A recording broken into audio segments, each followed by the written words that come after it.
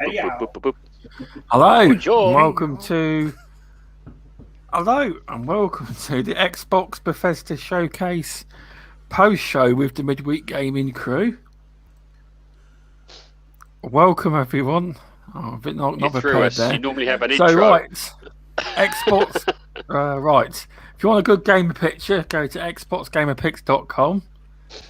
Also, if you want a great independent game website, please check out www.bg4ghub.com.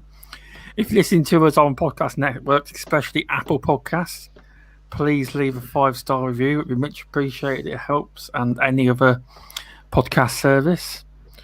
And we had a impressive show today, earlier on by Xbox, but we will see what the panel think. Welcome back, Removable Sanity. It's been a long time. Are you surviving? It's been a month. It's a month. It has been a month. It feels like months. It does. Trust me, it's gonna get a lot. Yeah, I have managed to swindle myself out of baby duty because I do the nights, so my missus can get some sleep, and she does the days. And so I've managed to swindle it out today. God bless her soul. And so she's gonna be grumpy little missus tomorrow. So I'll try and see if I can do some help. But yes, so it's good to be back. I'm tired, but then again, that's as a new father would be. But you just get on with it, and I'm back to work tomorrow, so that's also another pain in the arse. So I'm drinking a beer. It's my second beer of today, so I'm going to be hungover tomorrow. Great. I'm not drinking anymore. I had 7 ciders. Well, you had about 7, exactly. Yeah. I mean, Jesus Christ, talk about alcohol. What did you have for a nap? Well, no, I started drinking about 1. Was it 1? For a nap, yeah, about 1. Or did you go for drinking. Did you go for a fry up? That's the best way. Fry up or a nap? No. It was just a sheer heat. It was. It's just really hot. Oh yeah, it's absolutely baking. Absolutely baking. Here in England, we only ever get, for those who are not in the UK, we get about 6 days of pure, unadulterated, very muggy heat. It's like the Sahara Desert for 5 days, and that's it. That's our summer. And one of them was today. What about you, Tushi? Was you in the same sort of situation, or was it a bit cloudy where you were? Sunny all day, but I've had the blinds shut. No, that is wise. It will keep the house cool. It will. Yeah, it makes sense. Yeah. I just find it amusing that we only 5 days of summer we get, and he keeps. He's kept the sun out. Yeah, I can't see the bloody TV, can I? If I have the blinds That's open. true. No, yeah. It's good to have you back on, even if it's only for one show. It's good to have you on. And back I'll for a try little bit. again. I'll try and see if I can blag it with the missus. The odd ones if I can. But yeah, I know it's a hard one. For me, it's a hard life at the moment, and I'm trying to get things done. I mean, Christ, even reviewing's a nightmare at the moment. I can imagine. I can. Yeah. But it's good to be back with everybody because I've missed chatting, as you well know. Oh yeah. I'm sure you have you have quite a bit to say about the show. I'm sure.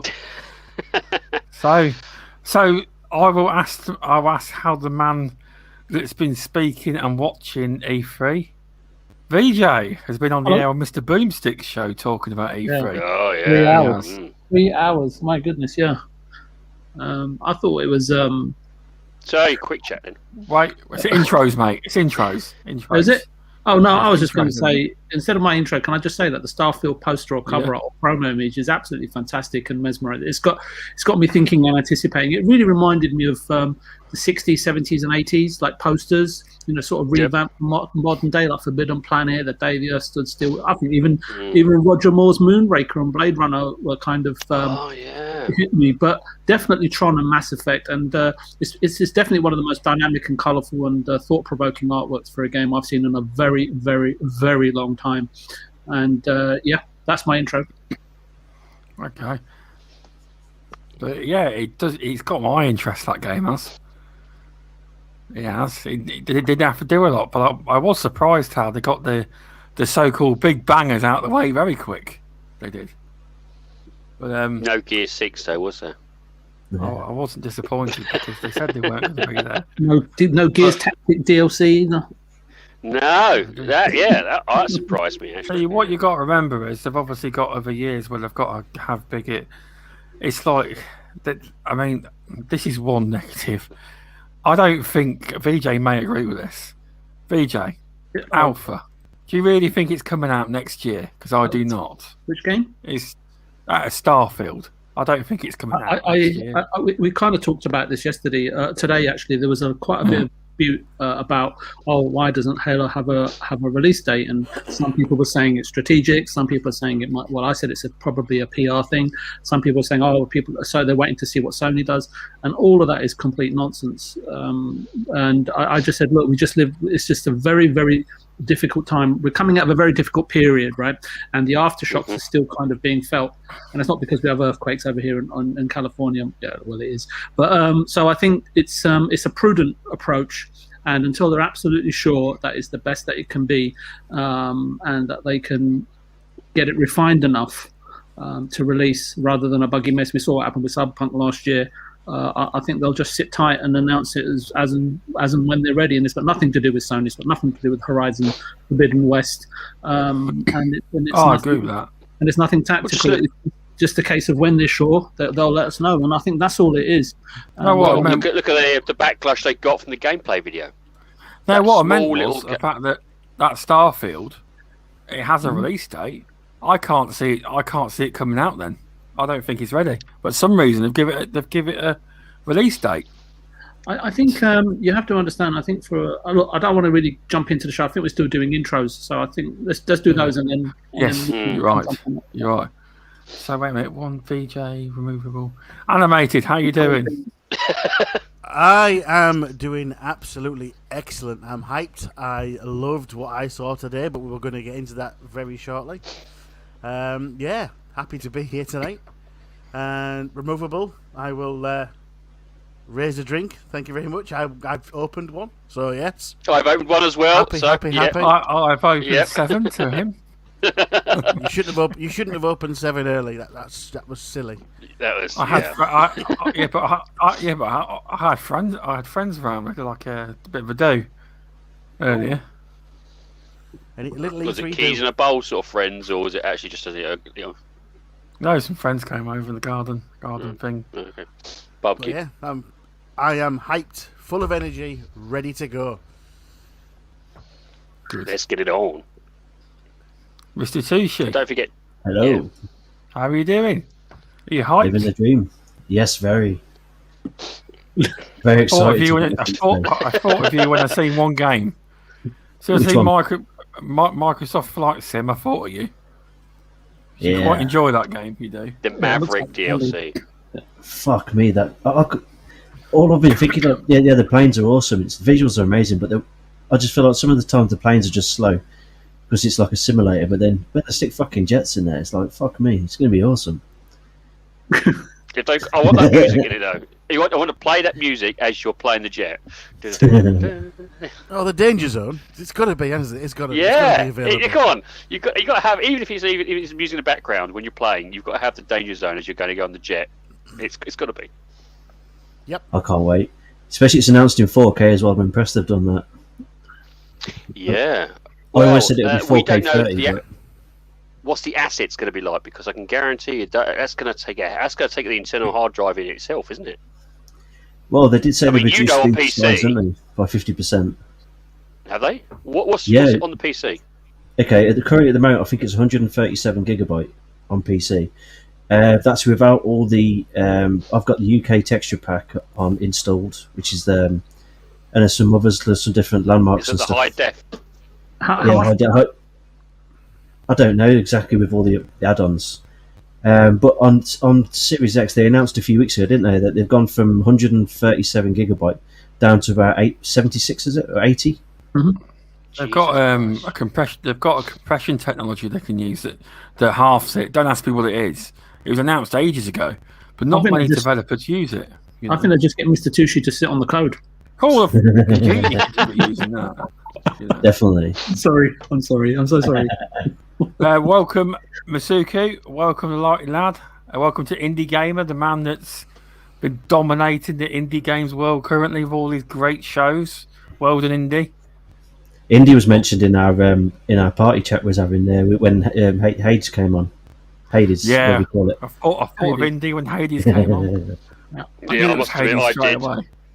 But it's a game me and Indy quickly spotted. We'll talk about it later, but definitely one that me and Indy's eyes spotted.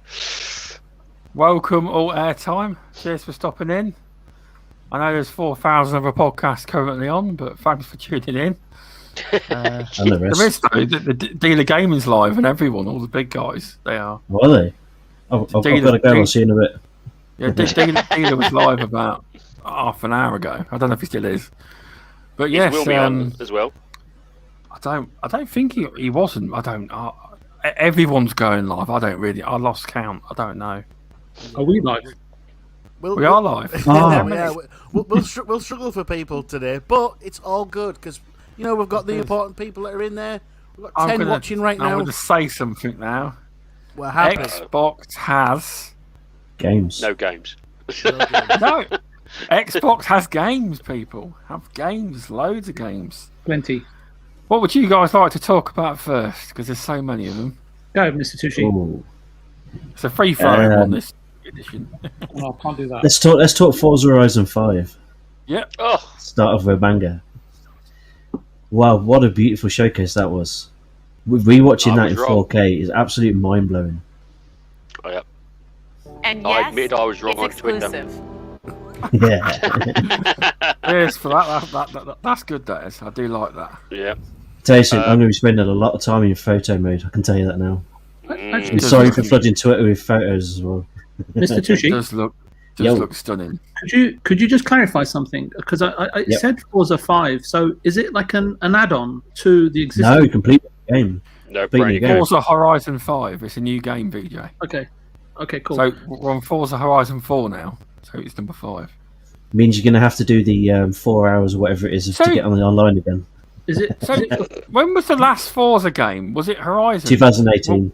So when was the last Motorsport then? 2017. 2017. So And then you're telling me the Horizon game's coming out before the next Motorsport? Okay. No, Yes. they're working on it at the moment, aren't they? Because okay. they're redesigning what motorsport is, I believe. Okay. They've completely reworked the entire physics of it's from the ground up, isn't it? the Forza engine, from the ground up. And Turn 10 isn't a huge studio; it's quite small compared to some of the big ones. So they've taken the time out, and they're going to be redesigning however it plays out. I guess my only other question is it just for the Series X or is it cross-gen? Forza Horizon 5 is cross-gen, Understood. and Forza Motorsport will be next-gen only, and PC. I got it. The only reason why I asked because the stream was a bit poor earlier when I was watching it was just because I heard Phil say, as I was jotting a note down, that it was built from the ground up. So I'm going to go back and watch that anyway. Well, clearly the best version will be on PC and next gen, obviously. I'm sure in the advertising they will highlight that. I'm sure they will. I think the best version would be on cloud gaming. Well, it could be because if this Orion tech that they acquired through buying Bethesda is actually what it says it is, 4K 60 via streaming technology. It was demoed at E3 years ago, and if it works, then people will be able to experience soon games on the cloud at least 4K 60. I can't say whether the technology works, but they have acquired a technology for it. It's all dependent on your display, though. So if you haven't got a 4K TV, you're not experiencing 4K. You are right. The cloud experience is limited by your display apparatus. The thing is, though, talking about displays, the S21 Ultra, it's only a 1080p screen on there. Really? It's interesting that. My S8 is bigger than that. My S8 is 4K. Yeah, it's this one's a 1080p screen, but it looks more visually better than the S10 Plus, which was a higher resolution screen. But this looks a lot better. Is that because of the brightness? Is that the nit factor? Probably, yeah. It's probably more nits, and it's 120 hertz as well. So Yeah, that's why then they've reduced the resolution to get the nits and the FPS. Sounds like Xbox rate. backwards compatibility. Yeah, that's what I say. My S8's is at 4K. I've got an S8 and an S10. I don't know if they're right, both. smart ass. As Indy's just said, it's a tiny screen. 4K is not necessary on a small screen, which is true. Look, Exactly, also another question with 4K. Someone told me if you have a TV that's too big, as in if you really go too big, 4K won't work that great. As in, if you go stupidly over the top with a TV, like What if you have like a 200-inch screen or something? like a massive screen, that 4K won't work very well. Is that right? Yeah. No? If you go for something like a You've 100 got serious money though. You've got to have stupid money to do that though, haven't you? yeah, if you get a 100-inch screen, yeah, you probably want an 8K screen because the pixels will be more visible at a close range. That's why projectors probably stick at the moment. Currently, I think you can get a 4K You can, yeah. projectors, but they're not really worth it, as you said, because once you get up to a larger screen, the actual visuals don't look as good. So yeah, it's one of those things. Projectors that's one of the biggest problems with projectors at the moment, because there's you can get 1080 and 4K, and to be honest with you, 120 inch, which I think most projectors can do quite easily, you're pushing the limits. You are. Welcome, Dragon Wolf. Thanks for stopping in. Hope you enjoyed the Xbox show. Oh, he did. He's in the party with me. With us. And me. Just one more thing about Forza Horizon. Yeah. No, carry on. We haven't finished yet. Yeah. The only things I wanted from Microsoft was to see Starfield, Halo, and Forza Horizon 5. Part of me felt like it weren't going to be there, but when it came on screen, I started crying. Really? Oh, bless. I was so happy when I seen chat? Could you hear it in his voice when he was crying? Well, he didn't have to hear it. He told us. I think he was crying. I can't deal with this anymore. I think he was crying because it was being streamed in 1080p. That's probably what it was. I'll tell you one thing. Go on, sorry. I actually had to admit on the actual Twitter that I was, because I was one of the very people who, even on this podcast previously, said I was very dubious about Mexico as a setting, and I hold my hands up. I'm glad they proved me wrong. It was absolutely no, you weren't. I know. I was very much pushing for Japan, and after looking at the visuals and looking at the actual the beauty that is Mexico, I hold my hands up. It was a great choice, definitely a great choice to showcase off the vegetation, the not just the dusty aspect, which I suppose Mexico's is a stereotype for, and that's the stereotype aspect to it. But it was it really showcased off, I suppose, the true Mexico, the Mexico which we probably don't see. No, we're used to the good, the bad, and the ugly sort of films. Not the actual beauty that's actually hidden well beneath there. Yeah.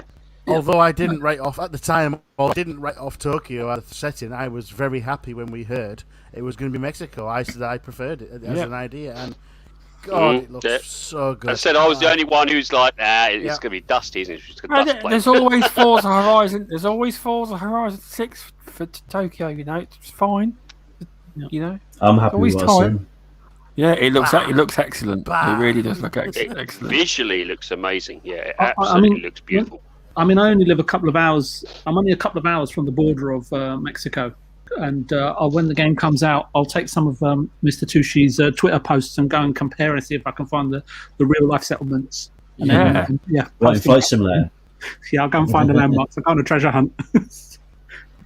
Well, actually, they did say they set up a camera was in 12K, so I think they actually Playground Games do actually identify where they've actually set these cameras up. Yeah, but they do. They drive around Mexico. They were driven around Mexico in certain parts. No, what I'm saying is I think if I remember correctly, they actually give you the not the evidence, but they give you the locations where they took the cameras from.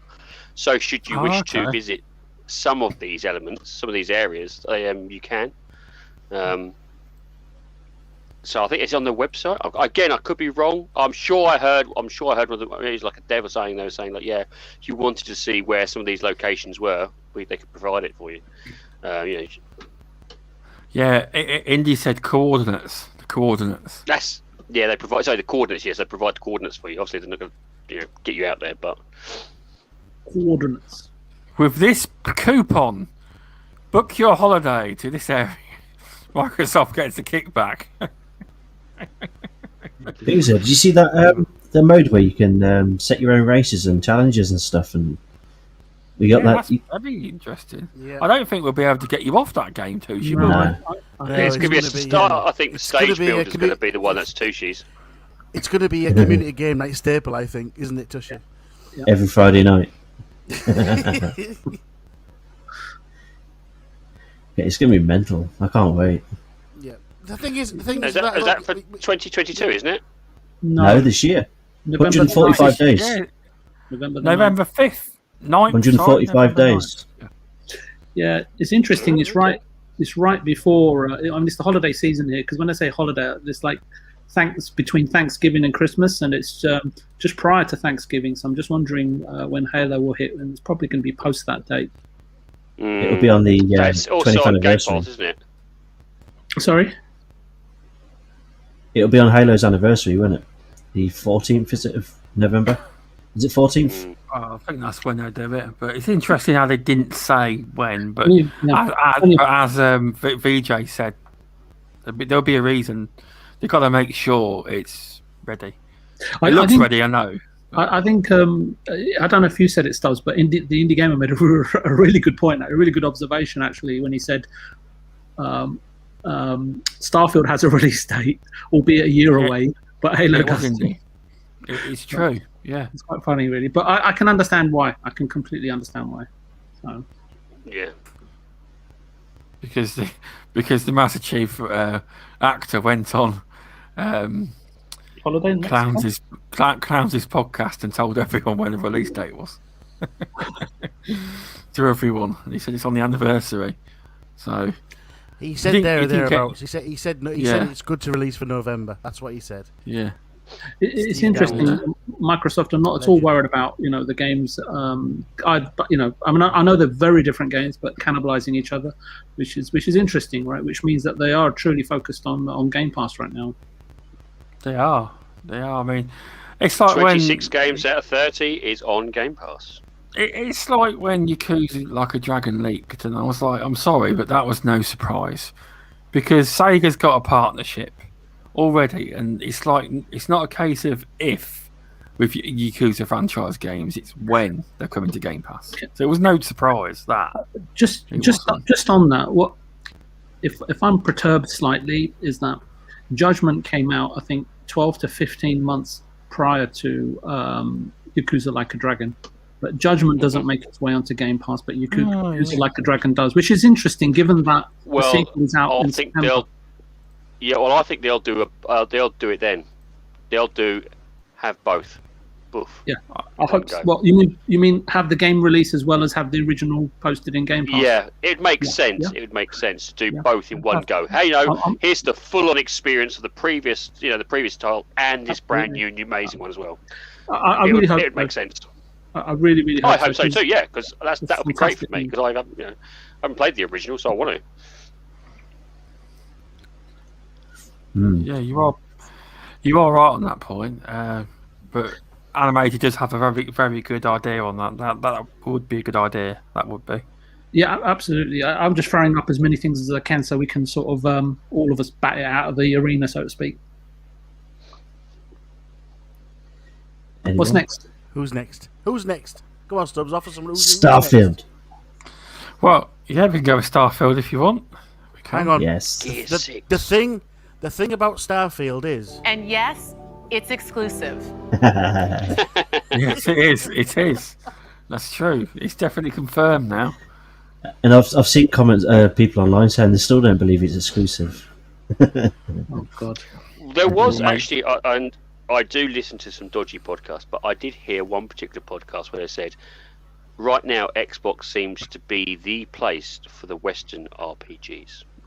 Now, did you hear about it earlier? I was listening to some of Mouse podcast, and you know the big mainstream media. I think it was GameSpot or IGN. Their reactions to Halo and that, and they couldn't believe that Xbox could make great games.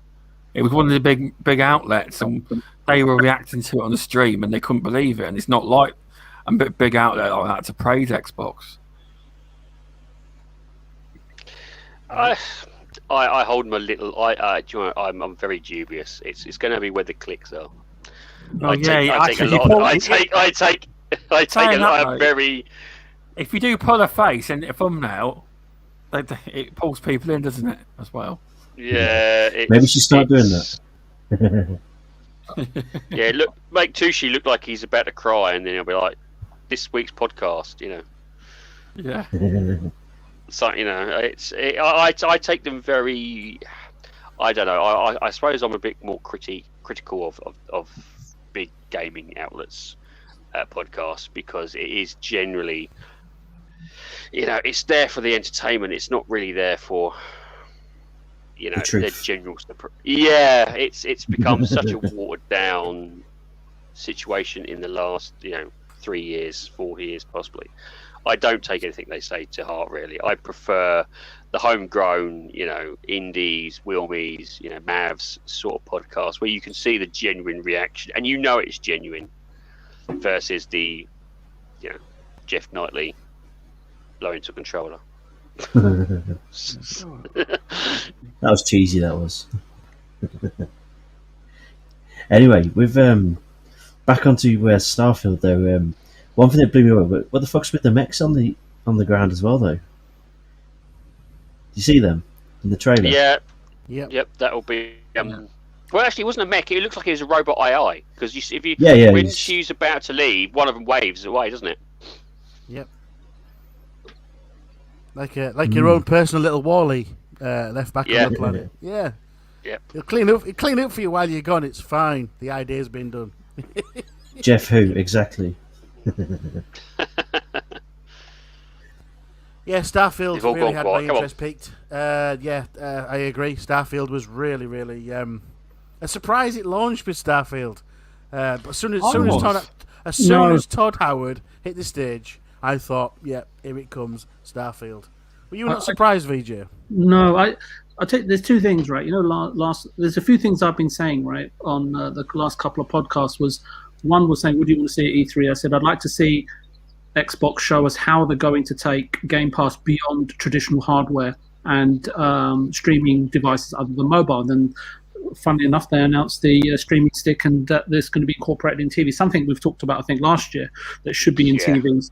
And number two was, I said, the other thing I want to see clearly is a bit like what Marvel do. When the upcoming 2 or 3 movies, they show you a couple of trailers, and then they have a big screen come up where they sort of put all the labels up, right, or brands or logos for upcoming new releases, so what Phase 4 from 5 look like just by the brands, and you can be confident that they're coming. And what happens after the show today, they put up a JPEG saying this is available today, this is everything that's available this year, and next year you've got 10 or 15 rectangular boxes with logos in them. So obviously someone's listening in somewhere.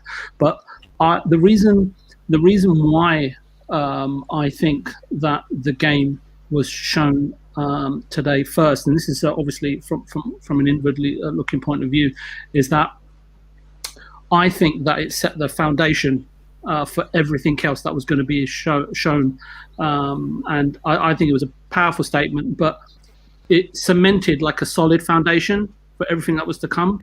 And then you had obviously they dropped in Halo, they dropped in Forza, in and along the show. I thought the ending of the show perhaps could have done with Forza. I think that one might have been better in terms of what they finished with instead. But yeah, I think it just, I don't know, it just really grounded the show for me. Maybe perhaps it's the one game that I've really been looking forward to. I won't go into too much of all that right now, but the other thing I would have said is that typically when people mention video games to you, PlayStation, Nintendo have always been synonymous with the word gaming, and I'm a critic of Game Pass because I just want it to be better, and I talk about it constantly. But Game Pass, for me, in terms of the content coming to it today, this year and next year, is you can see they're clearly on the hunt to capture and sort of take that mantle, is it the mantle, I don't know if that's the right word, from their competitors, inevitably, like for themselves, and all the sort of important responsibilities and promise that comes with that, right? It's easy getting to number one, but staying is like difficult. But that moniker, if that's the right word, of making Game Pass synonymous with someone saying, "Do you play video games?" Oh, Game Pass. And grabbing that and holding on to that, or taking a stake in it that Nintendo and Sony or PlayStation kind of have a firm grip of right now, I think is really, really important, especially for brand recognition globally. And I think that you saw Game Pass being mentioned along with, exclusive to, I know you've got that, but Game Pass was, how many times was it mentioned on the show? 26 times. I lost count, not just mentioned, but it came up on the screen as well, right? So many times, and everywhere. And I think that was really, really important strategy. So Starfield set the tone, and it just sent my imagination totally wild. And again, animated. It may just be me personally that I wanted to see it, but yeah, I thought it sort of set the standard for everything that was going to come. And don't get me wrong, there was other games that was as good as Starfield. It's just for me, there was just so many games that I could. And maybe we can go through what our top 5 games were or whatever. But there was just so much content there to come away from in terms of viewing the show. I thought it was spectacular. Made me think of you when they said that Like a Dragon was coming to Game Pass. Well, as long as they didn't think of me while you're in the toilet, I'm all right. Yeah, but they did actually. Yeah, they did put that game on sale as well. Which game? Like a Dragon went on sale. It wasn't much cheaper though, to be honest. No, I think Back for Blood is one game I told Mr. Tushi when we first saw it that, I want that in Game Pass. I really want to play that. It's fantastic. I've never played Left 4 Dead, and I'm so glad it's there. I don't think it's that's going to be a good community game. Yeah, I don't think it's a cheap or economical pickup. I think it's fantastic. But anyway, we can, maybe someone else can have a chat now. Well, yeah. Just look at it. Think about it this way: you've got 26 £70 games potentially. So we'll go. I'll be cheap. We'll go say cheap £50 games. 26 that you won't have to spend £50 for. Don't ask me to add that up. That's probably around. I don't know. It's about £500, £600 possibly. That's a rough guess in my head.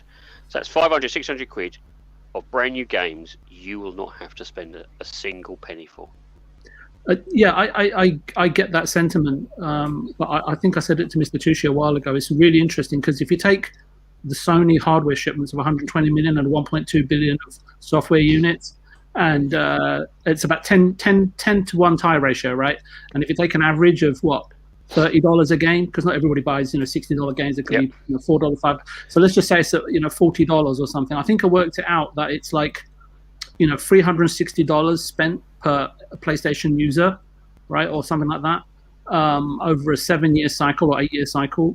And if you subscribe to Xbox, and if you do pay the $15 a month, which you don't have to, because I've showed Mr. Tushi that I've earned a year's worth of subscription fees by just doing the simple points system, and I've earned a year's worth of Game Pass in less than 7 months. But if you're in them, that's the minority. But if in the majority, then if you think about it, in 2 years, if for 2 years 20 or 30 million Game Pass subscribers subscribe consistently, right, without any breaks, Microsoft, depending on how many hardware units that they've shipped, because that's irrelevant, they automatically have a 10. If everybody subscribes, right, it's a 10 to 1 tie ratio achieved in 2 to 2.5 years versus the 7 years it's taken Sony. It's just a hypothesis, but I think it's a really interesting one to evaluate. No, without a doubt. I think that's going to be the value. As you said, we was talking about Game Passes. It's going to be the one I think will start to pull people in from other platforms. Why should I spend £70, £60, £50 when I can spend that probably probably half that, or maybe that one price or two price for a whole year, and I get to play the ones that I want to play. That's true. And that's, as you said, that's the one thing. That's the one thing it is. It's going to be. I think it's. Well, I think to couple that with what we've seen today, and this is why I gave the show a 10 out of 10. Right? Other than I get for so many good reasons I gave it, but I won't go into all of them now. As I did it on Boom Show. If anything, if you have an Xbox or subscribe to Game Pass, then I think everyone's walked away with something that they're looking forward to, right? That's worth of considerable value, beyond what you pay as a subscription fee on a monthly basis on an annual as a subscription fee monthly on an annual basis. If not, then I think what today's show did is that if you're not in the ecosystem and you're still looking for a hardware system, it's going to push you to either procure an Xbox system or subscribe to Game Pass and give it an opportunity to engage your imagination and impress you. Because I think it does. It's done that for me already. I think the last few months have been a bit lackluster, and I've been really open and honest about that. But going forward, it's undeniable in terms of what it offers you in terms of what you pay on a monthly basis if it fits within your budget. And let's be honest, it's going to fit within the vast majority of people's budgets, right? They're not. It will. You're right. It's offering more value. It's really basically nearly the whole show was like in Game Pass, nearly. So the disappointing thing, I think, today. Just to say, everyone, Battlefield is not day and date. You all were saying it, and you were wrong. So there you go. It's not the end of the world. I just want to say one other thing before you. I was going to buy it anyway. I'll still be buying the top one. It's fine. Yeah. You know what disappointed me today is that I was just on the YouTube and I saw some channels talking, PlayStation channels and Xbox channels, I think, saying that the thing is, we saw the show, it was good, but they showed A and AA games. But this is my issue, right? People are complaining about this, right? And just because something doesn't look, as technical as isn't a technical masterpiece, say like Uncharted or whatever, or Last of Us, it doesn't diminish the quality or the standard of a game. And it's for me, I keep saying it's an imbecilic and an idiotic way to look at something, right? I mean, I'd look at Hollow Knight. Is it AAA? And what is the basis that you're saying the game is A rated or AA? AAA experience. Exactly. It's what it means to you personally, but I'm looking at some of these really educated people, and they're not stupid. They're smart, right? They're smarter than me because I can't even set up a YouTube channel. But my point is that labeling a game with a prerequisite or a label or whatever is ridiculous, right? I spent 145 hours in Hollow Knight, right? But it's AAA for me because, besides the fact that they did or didn't pay for it, it kind of enthralled me, right, for about 145 hours, and it still stays. That experience is lived on with me. But it seems to be that unless it's the game's had 300 people working on it for 5 years and they spent $250 million on it, it's not AAA, right? And I don't know when the vast majority of the community is going to just fall out of that or come out of that ridiculous mindset. I don't know what else to say. I don't think they will. Remind me of the collectors, right, in the Mass Effect. Yeah. I'll tell you one game that stuck out for me though, and when Indy's confirmed it in chat, I was looking at this game and I thought, hey, this game looks a bit like Limbo. This game looks a bit like Inside. I kept looking. I thought, very mysterious game. And this game is called Somerville by Jumpship. And Indy said that it's the CEO, the ex-CEO of Playdead's game. So that one really piqued my interest. As soon as that trailer come on, Mr. Tushi down there just went, is this by the same guys that did Limbo? Yeah, I got as soon as he saw it. I got that vibe. Inside. Sorry. It's the same he saw that, Limbo as well, but both. Yeah. They made both games. It's like the same sort of gameplay, but like a lot more advanced and visually a lot better as well. It's a really nice looking game, that was. Yeah, it looks good. It does. We've got helicopters. Before we move on and I forget and it goes off screen, can we address the like dad's question in chat, which is, what's the reason for Halo multiplayer being free to play? Monies! They want to make billions of pounds and millions of pounds. They want to make out battle passes. That's what they want. They want that cash. They want that Fortnite money. That's what they want. Now, the non-cynical person would say it's so that everybody can play it and no one is disadvantaged. Everyone. That's what they will say. Of course, yeah. But we both know it's Rakesh. I think it's personally. They'll say it's accessibility. That's the word. Accessibility. Yeah, it's accessibility. Yeah. It's a mixture of the two, because obviously they're trying to get the new takers of the consoles and the new guys around to say, "Oh, look, this is free to play." They have to compete with the free-to-play multiplayer games that are out there, like your Fortnites and your Apex and other things like that. They have to make all that malarkey. Yep. Why would anybody who plays those games say, "I only play multiplayer, but I don't really want to buy Halo"? I know we get it in Game Pass anyway, but I think they're trying to get more and more people invested in the Halo ecosystem, so they do start spending money within there rather than their favourites that are the aforementioned titles. If that makes sense. Yeah, you are right. Yeah. And Masuko's right. Yeah. Soon we will get rainbow lightsabers in Halo. Yep. If you can buy them, you'll get them. I don't mind the way Halo's going though. I don't. It looks really good. I think. To me, it shows they're dedicate they're going to do a long. It's going to be on a long journey for getting better and better as it goes along. Yeah. You only have to look at Sea of Thieves. Yeah, that's what I mean. Absolutely. It's going to be a long-lasting game. And the money Tushi spends on it. Yeah, you're right.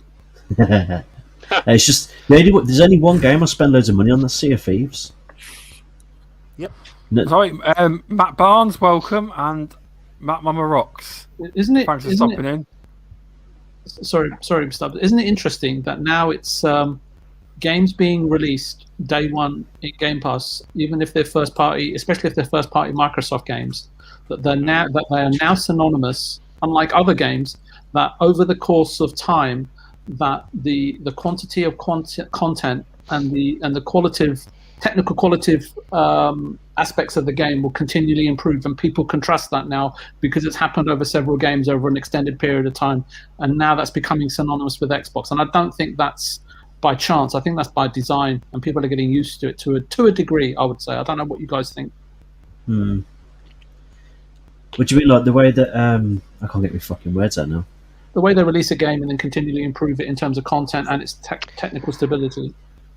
I'm in two minds of this. It's good, but at the same time, I'd rather a finished, polished game. I totally agree. I think you're right. I think it's become acceptable now to have a game, get a game out, then patch it, then make it better, then patch it, then match it, make it better. Here's the dichotomy. It bites me in the neck somehow. It doesn't sit well with me. Yeah, here's the dichotomy, right? Is that they have to release the game, but you can trust them to improve it and make it better. And that's it. Well, to me, that's just an excuse. Yeah, I do agree. But when would these games otherwise come out if they didn't? Right? I'm not saying it's right. I'm just trying to look at it from the other perspective. I think this is probably the one thing that slightly worries me, is that when Phil said we're going to have a game come out every month or quarterly or whatever it is, and it's like, right, okay, fantastic, but can we just make sure they're polished, completed, finished, bugless, not something that's going to be updated and patched for the next 4 months? It's I think we are being slowly led by the lead of look at these lovely games you're going to get. We're being reprogrammed. Look at these lovely games. Shush, be quiet, buy product. Don't worry about it if it's a bit buggy. Don't worry about it. It's free in Game Pass. What are you worried about? Now, I will say something. A lot of people, if it's in Game Pass, will actually say that. Oh, well, it's in Game Pass. Turn a blind eye. They will turn a blind eye to it. Yeah, and that's the one thing I'm slightly worried about. I don't think whether it's in Game Pass or not. It should be a top tier quality. It shouldn't be. Oh, we can update it. It's free. No, I don't think that's acceptable. I think we should still hold the standard. I think the Game Pass standard should be top tier. Exactly. It shouldn't be as an excuse to patch things until they're right. I'm glad that the games that are a big service in there are getting better, are improving. Yeah. But it still doesn't detract from that they should have been a better quality before they hit. I'm in agreement with you that I think that Microsoft need to imbue into their own DNA the fact that, look, we don't release or show games when they're good enough, re-released and show them when that they are the best that they can be, especially when it comes to first party. Yeah, because that's what it's going to be. It's going to be, oh, you can get in Game Pass, yeah, but it's effectively it's a beta. It's a beta, isn't it? You're going to get the beta version in Game Pass, and it will be really good 3 or 4 months down the line. So yeah, why worry? BJ, Yes, sir. what did you think of the Sea of Thieves announcement? I thought it was fantastic, but I don't know why you just mentioned Sea of Thieves, and it's taken my mind to Pete Hines. I'll tell you why. Right, when there was a pre-show and Peter Hines was on there, and then Todd Howard, as Animated said, came out and presented the show. And look, guys, I have to say, I'm so impressed with those two as the custodians, right, of Xbox and Bethesda. More so than anyone previously that I see at Xbox management team. And it's just my observation. They seem to know what it's like to build a company from nothing, especially when you've got investors like they had, right, in ZeniMax, who typically would have, the heel of their boot firmly on return on investment, right, and on the necks of their developers, right. But I think that those two, are strong and fantastic assets for Xbox. And I kind of said something similar on Booms, and especially, you just see the directness, right? When he said that, there was talking about something about, hey, look, we want to connect with the fans, we want to go to live events, and then Pete Hines stepped in, with real authority, and said, you know what, when that happens, I'm going to be there. And he didn't even wait to file an official request or wait for Phil's approval. He just cut through everybody, and I think the other guy was Miss Bond, and you had Mr. Greenberg, right? And you could see, right, that those two. I'm not used to it, right? They are frightened or clearly subordinates or intimidated by Phil, and I would say, in fact, rudderless without him, right? But this guy and Todd, they're on par with him, if not better. Yeah. The thing is, VJ, with the Bethesda guys, you feel, and the same with Phil, they have got an absolutely massive stage presence. It's not. I think it's stage presence, and I get that, but there's so many other facets of the game. Their authority, their leaders. They've had to come from nothing to build something, right? Where the other guys have kind of worked their way up in management in a company rather than building it from the outset, right? If that kind of Microsoft didn't buy out of Bethesda. Microsoft partnered with Bethesda. Well, that's how they're positioning it, but technically speaking, they did buy them out, right? But yeah, I know. Yeah, but even so, you know what I'm saying. But I mean, talking about in terms of when that deal was going through, I can guarantee you it wasn't going to be a "you will do as we say" sort of situation. No, I think the value. And as you rightly said, that was very clearly notified in the tone of Pete Hines. Yeah, it's not just that. Just to Animated's point, I think what it is, Animated, I think that they are two leaders. Let me put it to you this way. I said this before. If you take the management of Bethesda, put it in Xbox, Xbox will excel. If you take the management out of Xbox and put it in Bethesda, it wouldn't. And that's my opinion, right? And the guy that I'm talking about, Peter in particular, it may not be everybody's cup of tea, but the directness and the thought and the thinking process of Peter reminds me of, as I said it on Boom Show, you remember Reggie? That tough guy over at Nintendo when he was at Nintendo of America, and he may not quite have the corporate savvy or the diplomatic sensibilities Reggie portrays, especially when he's managing upwards, to the Japanese over in Japan. But he potentially offers a lot to Xbox management in terms of what they've lacked over the years: the drive, the tenacity, the verve, and he exudes that, right? And it's quite obvious if you observe him and read him, and that's just leadership qualities which Phil has. But as I said on Boom Show last week, that you can see in the past that some of his management team have let him down, right, conclusively and profoundly in the past. And these guys, I think, these guys are worth a lot of that, the talent that management talent that I think that Xbox needs, and hopefully it will keep the Xbox team or management team on their toes, because these guys could easily walk all over them. That's just my observation at the end of the day. Hopefully they set a good standard, and maybe what's his face, Booty can learn a little. Yeah. Competition breeds excellence, right? The internal competition would be good. It's going to be good there as well. That's what I think is going to happen a lot. Yep, I think you're spot on, Mr. Tushi. Internal competition, that's the way forward. They don't care what's going on outside the doors. They just want to. So go on. Yeah, I was going to say, it's not just the likes of Matt Booty, it's other people that have shown themselves to be a little bit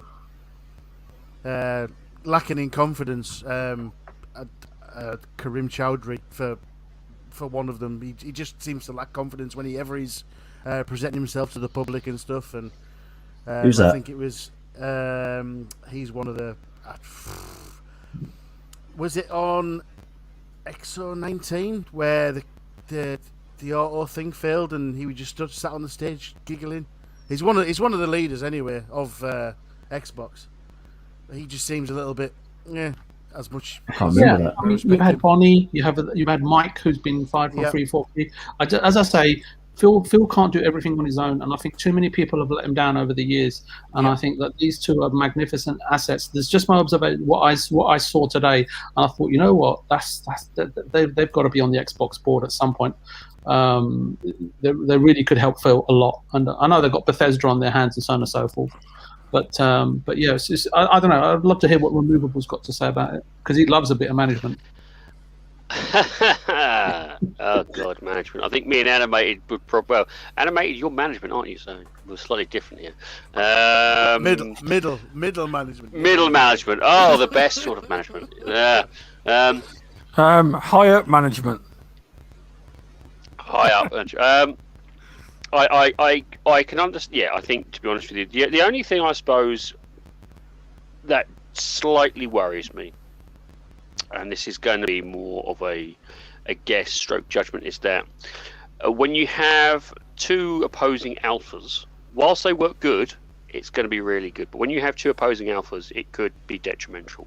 So, whilst there is this, where these two are going to be good and can provide clear, I would say, some clarity to the teams and clarity into the actual management structure, I am worried that there will be slightly of an overstepping of boundaries at some point, and that's when things start to go a little bit awry.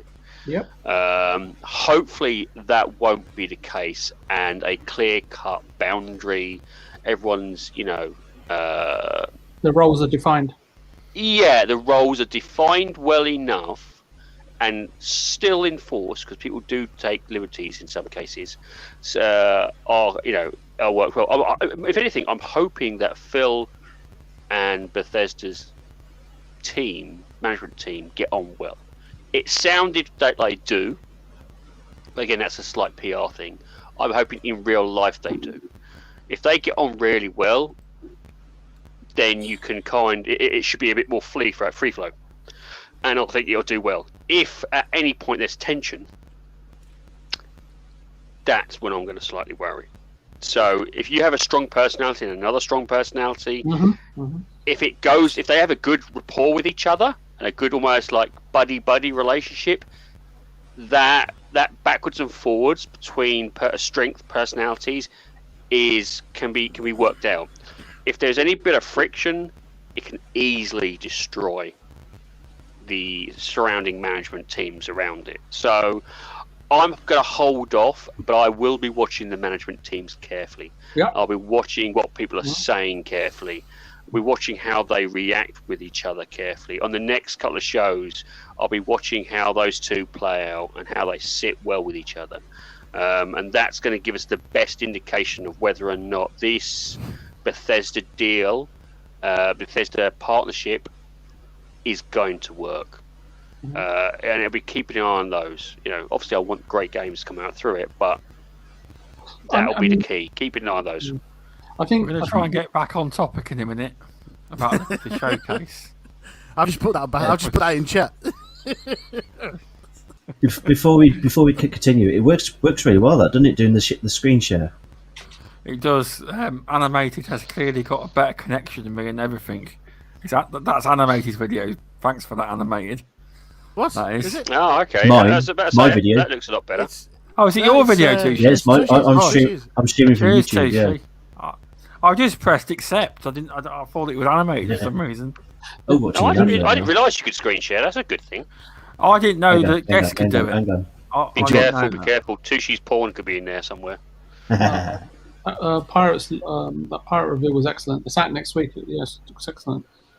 I reckon we should play it. So what other games are there that surprised you? What other games that really... caught you out of your comfort zone? You're like, oh, actually, I'm going to go in before Tushi does, and we were so surprised when video come on. We thought, what's this? This looks a little bit like a rundown town. Looks old. Are they rats? Oh, it's Plague Tales 2. Yeah. A Plague I Tales recognise 2. the voice. We were not. We weren't Yeah. expecting it. Every one of us in that, because we did E3 in an Xbox party. There was a few guys, me, Tushi, and a few others. A couple are in the chat tonight. Thank you, guys. I don't know if they want to be 7. There was, yes. A couple are in the. I don't know if they want to be shouted out, but I won't name names. But yes, as soon as that come on, we were so excited. I've played Plague's Tale, really enjoyed it. It's one of those games. Yes, it's one of those games I've never completed. More fool me. Really? I loved it. I've not completed it. Oh, I was one of those games that I didn't even bother looking at it. When it was in Game Pass, I played it and I went through the whole thing and completed it. It's a great game. I have a really bad habit of starting something going, I've had enough. Yeah, time I know how you feel. Something else. There's so many hundreds and whatever, 1,000 or whatever to play that I do tend to do that. I did that all Plague's through Tale, xCloud. brilliant. Yeah, I completed it through xCloud. I did it every lunchtime. That's how good it was. I was like, every lunchtime, I put xCloud on and played it and moved forward, and that's how I did it. With Plague's Tale, there was 2 games that were my number 1 games in 2019, and that was A Plague's Tale and Outer Worlds. And now we're getting both again. Oh, I love that trailer. It was taking the piss, weren't it? Yeah. And the developers haven't even gotten it. It was quite funny, that was. Someone was moaning about that, and I said, that's comedy. It's not trying to push That's the a game. devolver digital sort of style of humour. Of fun, yeah. Yep. That's another one. Outer Worlds to me as well. That's another game I love. Surely, not finished. surely returned. Was not returned in your eyes? Which one was Returned? Returned. I know. Indie was. It will probably be. It was like. Do you mean replaced? Sorry, replaced. That was it. Yeah, sorry, replaced. My brain's going. Apologies. Replaced. Yeah, I looked at. Was that 2D? That's 2D scroller sort of thing. Had like 16-bit players sort of people, but it was like quite a big. It was visually really good, but like the players were like a. I can't fucking remember. You can type it in your chat. You'll be able to see it. Replaced. Just type in replaced. You'll be able to find it.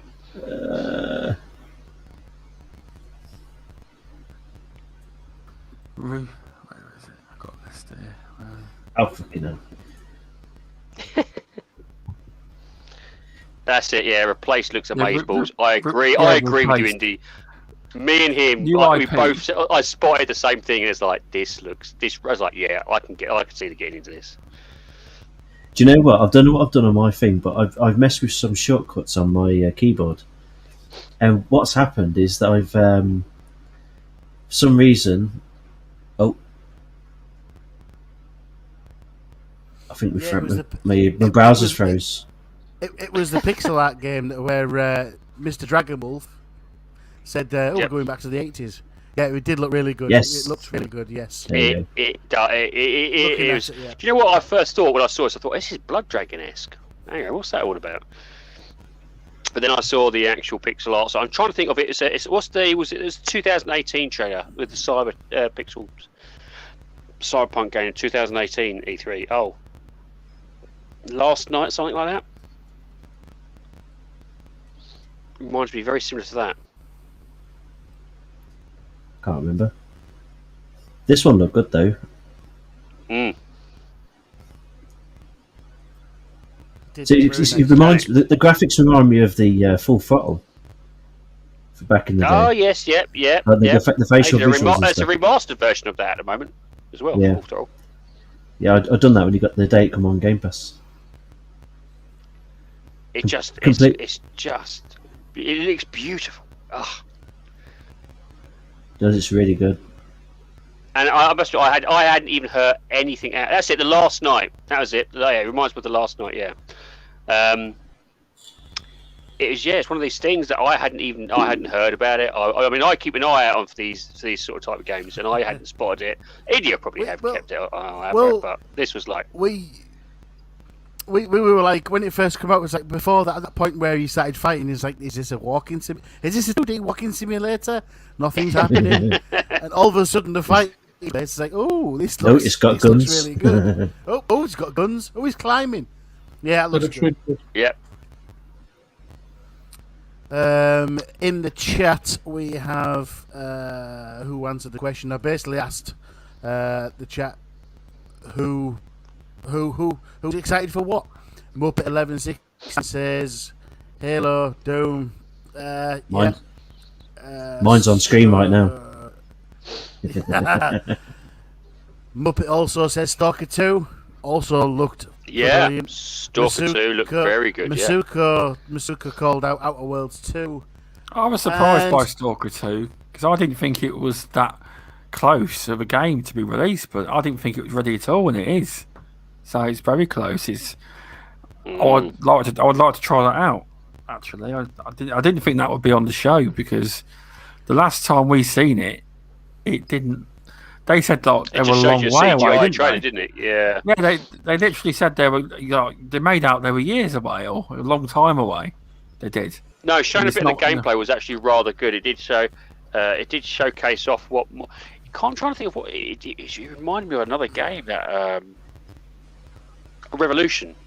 Is it Revolution? Oh, I think it's Revolution. But it definitely was like, okay, this could be interesting. And of course, we've got the beautiful Horizon 5 here.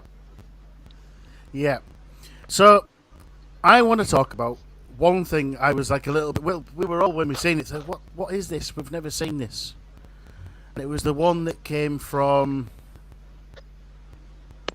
Oh, fuck! It's gone. France? Avalanche. Called Contraband. Ooh, yeah. And we're all thinking, what is this? I'm sure everybody thought, what is this? So I thought it was like a Left 4 Dead sort of situation. Well, afterwards, the Contraband thing, all it did was show some sort of thing going on. But when you think of the team that are behind that game, I've had a look, and it's the team that did the team. Sorry, not the team. Don't know where that come from. The team that did Just Cause, Mad Max, and Rage 2. That might be an actual sleeper hit. We don't know what it is right now, but knowing that I love Just Cause, I love Mad Max, and I love Rage 2. I'm hoping it's going to be something like what was that bloody? Oh shit! Mercenaries. You ever play Mercenaries 2? Yeah, Mercenaries. I'm hoping it's something like where that. you can nuke entire buildings. Absolutely, yes. I don't know. It might be like that. I'm hoping it is. Because Rage 2 was racy, but it was still shootery as well. Mad Max, obviously, third person, same as Just Cause. Just Cause, you could. Mad Max is without a doubt is an absolute brilliant game, but yeah, I don't. Yeah, I told you, I looked at it and I was like, I don't know. It's one of these things. It's like it's a CGI trailer. I need to see a bit of gameplay. We do. We really do. But the whole feel of it, it piqued my interest for some reason. It's on screen now. Obviously, we can't use the sound because that will get Mr. Stubbs banned because of the music. Yeah. So if VJ wants to sing a song, maybe I don't know. No, I was just going to say. I think.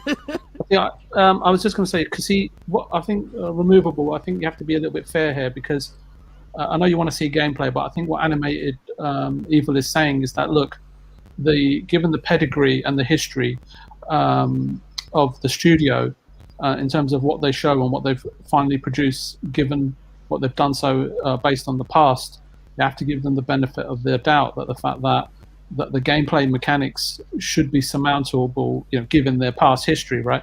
And I totally agree with you that the proof is in the final pudding, so to speak. I completely understand where Animated is coming from. I don't know. I guess I'm a little bit. I've been burnt too many times, so now I'm very cynical. The whole video intrigued me so much. I went back and had a look, and it's obviously we're smuggling something or along those lines. Contraband. Hence the contraband, right? and we're stealing something. And I'm thinking, if we could get something like Mercenaries, but from that kind of era. I mean, I'd love another Mercenaries game. It's absolutely fantastic. I'd like to see if that's the case. Can I just ask, why is Mr. Tushi put on a trailer of the Mega Drive game Thunderblade? Thunderblade, I've got that, you know. Oh dear, sorry. There's those helicopters. Super Thunderblade. I thought, well, that looks better than what I see. This here looks better than what I've seen on the stream. Do you understand what I mean about the storms? Yeah. I do now, yeah. This is set to 1440p, I think. But the question is, 1080. well, I know two people in this chat will pay for it. Do you think it's worth £70? Yep. Yes. With the multitude of, and I'm a Battlefield fan, but with the multitude of free-to-play and multiplayer games coming out, £70. It's not that removable. It's not the £70 mark, because I had this chat with you guys before. Is that some games all games come out at 60, and I think it's unfair to say all games are worth 60. Some games that come out at 60 are worth 20. Some games come out at $20 or $15 are worth 100, and it's all horses for courses at the end of the day. Is that this game could be worth £100 to Mr. Tushi, because he already knows that he loves Battlefield, he loves the experiences, and he is going to spend hundreds of hours playing this game regardless of the fact. And for me, the reason why I don't like multiplayer games, A, because they make me dizzy, and B, because I'm really bad at them. Or actually not bad, I'm terrible at them. And so I'd rather put my $70 towards something else, but it seems like I won't have to, because everything's coming to Game Pass anyway. Yes, VJ, you and me played Warzone once, didn't we? Yeah, I'll leave it as that. Then you said, VJ, don't give up your day job. Just do a few shout-outs. Welcome, Prophet. Thanks for stopping in. I think that's it, yeah. Yeah, thanks, chat. It's a good conversation. It was a good conference. And do you know what I've just seen on Twitter? Do you know no, it's a good thing. You know the guy that runs that new Xbox site, Xbox Counter? Shows you what's in Game Pass. Garrett. He was congratulating Xbox on a great show, and they actually replied. Probably a biased opinion, but... we thought the presentation was excellent. We'll be keeping Xbox Game Pass Counter pretty busy, though. That was the main Xbox account replying. Yeah. I just wanted to say something to Removable. And Removable, I think your point and Mr. Stubbs's point is completely valid, that we having before pre-show, is the fact that, okay, fine, it's £70 or $70 or whatever plus tax. Is it going to preclude or remove a section of the audience that perhaps cannot afford to pay that price? And unfortunately, I think that's the case with every single new release. It just is the way it is, right? At the end of the day, it's like, I remember that Eddie Murphy sketch, right? On I forgot one of his 1980s. I think, was it Raw or something, when he was doing that sketch about McDonald's versus the welfare burger. Everybody wants McDonald's, right? So. Yeah. I don't know. It's the 70 price point is always, and again, it's one of these things. You and I are old enough to remember. This is a regurgitated price point that consistently gets regurgitated every century or so. You know, if it doesn't take one century, it will take another century. They've been trying to do that. Yeah. It's a regurgitated price pan. And every time they're hoping it will stick. And every time so far, and it may be different this time, every time so far, it just led to games not selling as much. You know, people not as buying as many games. Yep. And so then it's dropped back down again. I can understand the point. But for me, it's just like, well, the previous iterations, you're spending a bit more for less. That was the one thing that kind of got me. If it had a campaign, I fully appreciate there's a lot of people who weren't interested in the campaign. I, for one, loved the campaign. I really did. You know, you give me a Bad Company 2 campaign again, that would have been perfectly fine. As much as I enjoyed the multiplayer, I enjoyed playing the multiplayer, but I also enjoyed the campaign. Yeah. And it slightly rubs me up the wrong way that's now being removed, and it's a little bit more. And that's the thing. It's paying more, what seems to be less. Now maybe but it's not though. They're going to go all out on multiplayer, and that's where the origins of Battlefield comes from. Just pure multiplayer fun. To me, it feels like they've gone back to their roots. The original one, yeah, but that was if the original Battlefield was also, if you remember, wasn't expensive. It was actually, it went all out, but it was actually, if I remember correctly, Battlefield 1 was actually one of the cheaper multiplayer games out there. And that's why it got so many people in, because it was one of those actual cheapest battle simulations out there. I think you just hit the nail on the head, Mr. What are we watching, Mr. Tushi? Say again. What are we watching? Pilot Wings. No, this is Riders Republic. And also, Animated said, be careful, some of these videos can't be played on streams. Oh, I didn't see that. Plus, this is a PlayStation video. But I think right. I would say that Removable hit it on the head. It don't matter. Removable hit it on the head, right? Stubbs his strike, right? The audio's not on anyway. No. But I was going to say that I think... Sorry, go on, BJ. Oh no, I was just going to say, I think you hit the nail on the head, right? Put it out cheap, get the audience in. Now that they have an audience, they're saying, hang on a minute, we're, as a publisher, we can take a calculated risk, release this game at £60 and £70 respectively on last gen and current gen, because we have the audience and they're hooked on the game and they're going to buy it. And I completely agree with you, yeah. But I don't have an issue with the games being 60 or 70. I just think that the price point, new sales releases is a niche market, and I think the issue for me is that because it's not a lower price, it perhaps does preclude certain sections of the audience that can't afford to pay that price or are decline to pay that price, and it may affect sales. But I think it's a really interesting thing to watch out for in terms of what the actual sales numbers actually are, and that I think that will be a real guide or a guideline or an instruction for us, right, in terms of when is Battlefield? When is the multiplayer out? If I may ask, does anyone know? No one cares. Mr. Tushi, what's that? Sorry. When's Battlefield out? When is it's coming out November, I think. Was it October?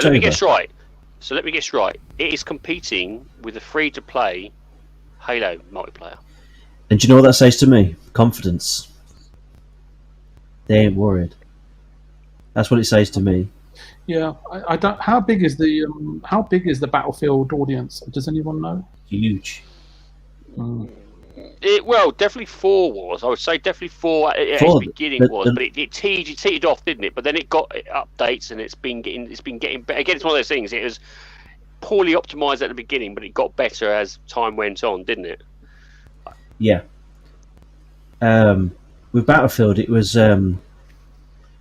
Battlefield 4 was really active. It's even active now. That's what I said. Battlefield 4 was at its peak, wasn't it? Battlefield 5, it kind of, they were doing the passes and that, and they were like, the episodes, and it's like, here's another episode, and people, I don't know, I always found there was enough people in it, don't get me wrong, but I think there is obviously a strong core base there.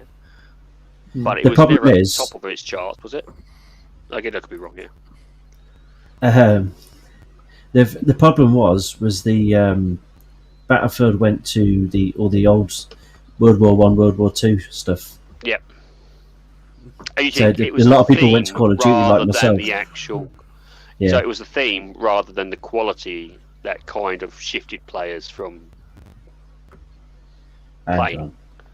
I think can't use IGN. Hang on. I think no, stop it. I tell you what. Sorry. We need to take video control off. He's going to put the new IP, isn't it? The Vampire one, the new IP.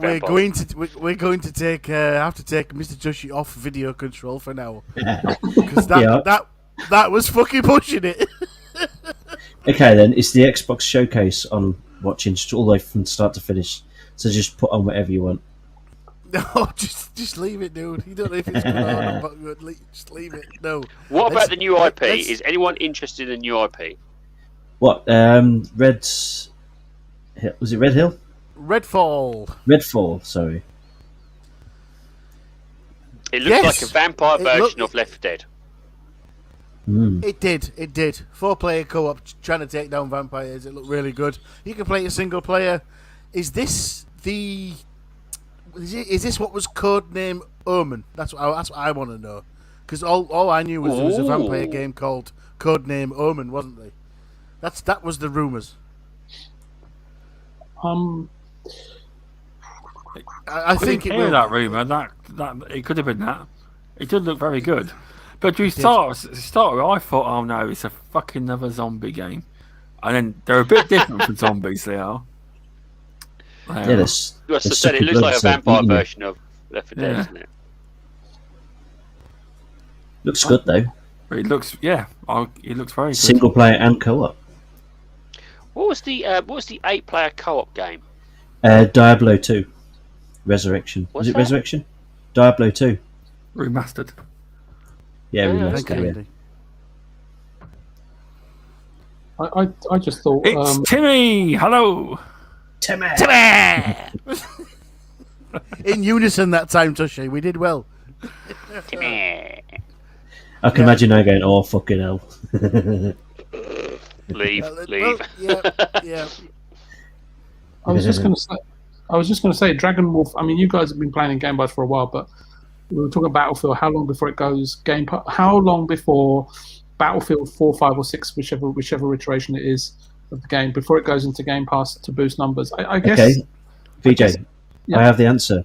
When 6 months. EA games go in, once they're 6 months old, they go into the EA Vault, which is in the Game Pass. So 6 months. 6 months. There you go. I thought he was on the field. I thought he was on the phone to field on the other line. Depends how the game sells. If it doesn't do very well, it might go in quicker. It's 6 to 8. I don't think it's ever below 6. Stubbs, to be fair. It has done once. There was one game that was really early, wasn't there? One that didn't do very well. Squadrons. It would have to really tank.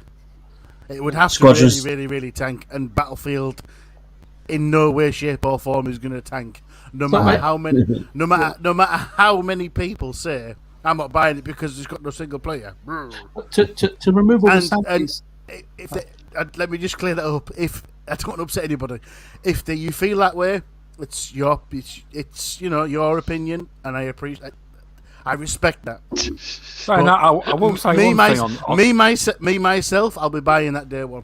I will say one thing on it. Basically, the same thing happened for Call of Duty Black Ops 4, and that done very well as well. It did. Mm-hmm. So, removable. A question for you, since Stubbs doesn't play any games anyway. Do you think that? He only plays Twitter. Are you like me that you wait for Battlefield to arrive in Game Pass, and is it an inevitability? I think it is an inevitability, and to be honest with you, if it came in Game Pass, I probably would go. I'd probably be on it like a hotcake, because it does look. I'm not as a fan of Battlefield. I must admit, it does look amazing. It does kind of throw back to me Battlefield 4, which was one of my favourite Battlefields before Bad Company. For me, being a poor person, the £70 is that's a lot of moolah for me. And same situation. If I tell my wife can have this game for £70, I'd probably get fuck off. No, but the thing is, the reason is I can see so many indie games out there that I probably put all that to.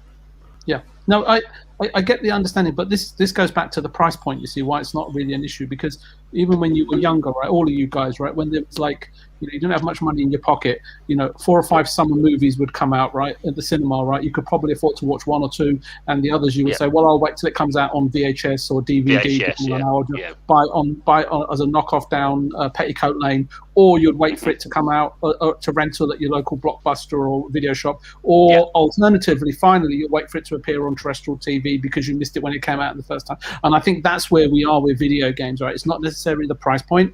It's necessarily does that game entice you? Is there other content out there or other hobbies that you'd rather make up your time with? Or the Xbox Showcase, if anything, now tells me I'm going to have a hell of a backlog. Yep. So you're right. I'm not so worried that I'm going to miss out on Battlefield, the latest Battlefield, because there is so much that I saw there, and I kind of mentioned it in the DMs that this was one of the showcases that I actually looked at and there is a lot of games here I want to play. That's why I gave it a 10 out of 10 on Boom Show earlier, and I was surprised I was the only one. And number 2, on that note, what would your top 5 picks be that you're looking forward to? Ooh. Only 5. Yeah, that's the removable. Can I pick 30? Well, I've got questions for you first, VJ, before I allude to that. Yeah, sure. So there was a game later on. There was like very old styley RPGs called Eiyuden Chronicles. Did you see them? No. Yes. Oh, Are they? I'm just wondering. Are they new or are they something I've missed from that have come from Japan or? I think no. I thought it was a Kickstarter, wasn't it? I don't know. And one's, I think it's a Kickstarter. One's because it's almost got a Octana. What's one that VJ's playing recently? It was it's got a very similar art style. Octopath Traveler. Yes, it's got very similar style to Octopath Traveler, and I was like, wow, this looks really good. And I thought this was a Kickstarter originally. And again, I could be wrong here, but I'm pretty sure it was a Kickstarter. And the first one's coming out around 2022, and the second one's coming out late 2022. 2023. Oh, 2023. Yeah, I thought it was a Kickstarter this was done in. So I don't see that. I mean, it looked beautiful. It really did. And I was like, wow. Yeah, I said as soon as that perked my interest as well. I said as soon as I saw it, it owes back to sort of RPGs in the past, sort of the way it looked, the way it felt, with the magic system, the battle system, and I didn't know if this was sort of something coming from the PlayStation or something like that. Historical aspect game, or brand new. A bit like Dragon Quest, shall we say? Although, yes. Yeah, I didn't know if it was a blast in the past. If I remember correctly, I think it's touted as it's a new game. I think I said it was. I think it was a Kickstarter that it was helped go into the development. But yes, I'm glad you reminded me because I must admit it's one of those things that was in my back of my head trying to think of what that particular game, and that was one of the games that I would say definitely piqued my interest. Also, right, going away from those. We had a conversation a few weeks back. It was from Mr. Stubbs, who said, "Where's all the kids' games? Where are the kids' games?" So, Mr. Stubbs, what did you think? What did you think of Slime Rancher 2, Slime Rancher 2, and Party Animals, sir? Yeah, you're all right. They've got kids covered now. And Among Us. And Among Us, yes. Yeah, you are my right kids. there. Did I say Among Us was going to come? Did I say Among Us was going to hit? I'm so Xbox? pleased. I'm so pleased that game I is told you it was the perfect game for Xbox. I said Among Us, it'll get there. I've got no interest in playing that game. It looks boring, to be honest. Oh, honestly, it's fun. Honestly, Is it fun it may look boring, people? but it's.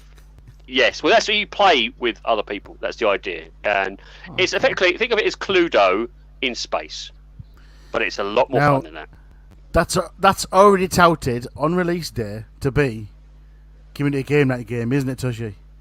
Yeah. Because the arguments we can all have in the Xbox Live party, calling each other names and things like that, it's going to be You're the one fun. who did it. It's Black did looks sus. Black looks sus. Throw him out. Throw him out. But I'm the team leader. Throw him out. Removal, is it a game that can be played single player as well, or is it just a multiplayer experience only? It's a multiplayer experience, as far as I'm aware of. Yeah, it looks brilliant. But it is really good. Basically, the premise is you're about. It's actually increased from the PC version. I think the PC version was about the update because I think it was 4. They've now got to 8 people, and 8 people go around repairing ship parts. 12. It said 12 people. 12 or 15 player lobbies. 12 or 15 player lobbies. So it's really increased. And one person is an alien who basically goes around murdering the other people. That'll be Mr. Tushi. Yeah. And well, that's the idea. You don't know who it is. So at any point, someone presses a button. You all gather in a room. And you go, "Who do you think it is?" And then you basically talk to each other for I think it's about a minute. Is it a minute? And try and work out who's lying, who's not, and say right. And then you expel someone into space and find out if they are the bad person or not. It's Mr. Tushi. That'll be BJ generally for it's Tushi. Every time. Tushi, but it's Tushi. It'll be Mr. Tushi because he'll be holding my PGT cup, but I would say it's Mr. Tushi. It's him. But it's Grab you by the if I would balls. say watch it on YouTube, it is really fun. It is a really fun game to play. It looks incredible. That will be absolutely phenomenal with 15 people in a party. It really will. Can't wait. When's it and out? do you know what? We can do that easy. Can't wait. I'm with animated. I think it'll be incredible. I'll be there. Oh, that's the sort of thing that just He said coming soon, didn't it? I think This year, This year is coming soon. That's all it It's says. coming soon, yeah. What was the other one? Animals something.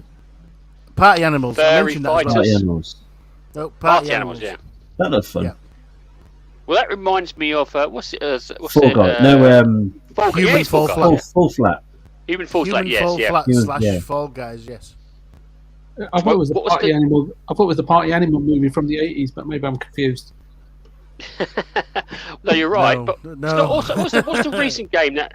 What's the recent game that you go round with a kind of Fall Guy, sort of Human Falls Flat sort of PC game that's hitting the charts at the moment?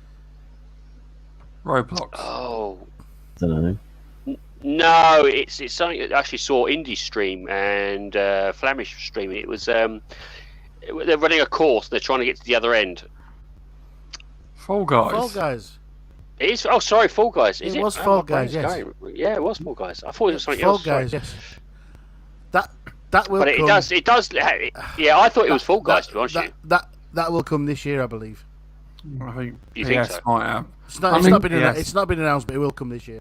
I think PS have got some exclusivity on it, most likely. I would Yep. say. But that's again, that's another sort of kids. That looks like a kind of lovely, funny kids game. Yeah, it's. And then you've also got your strategy games there as well.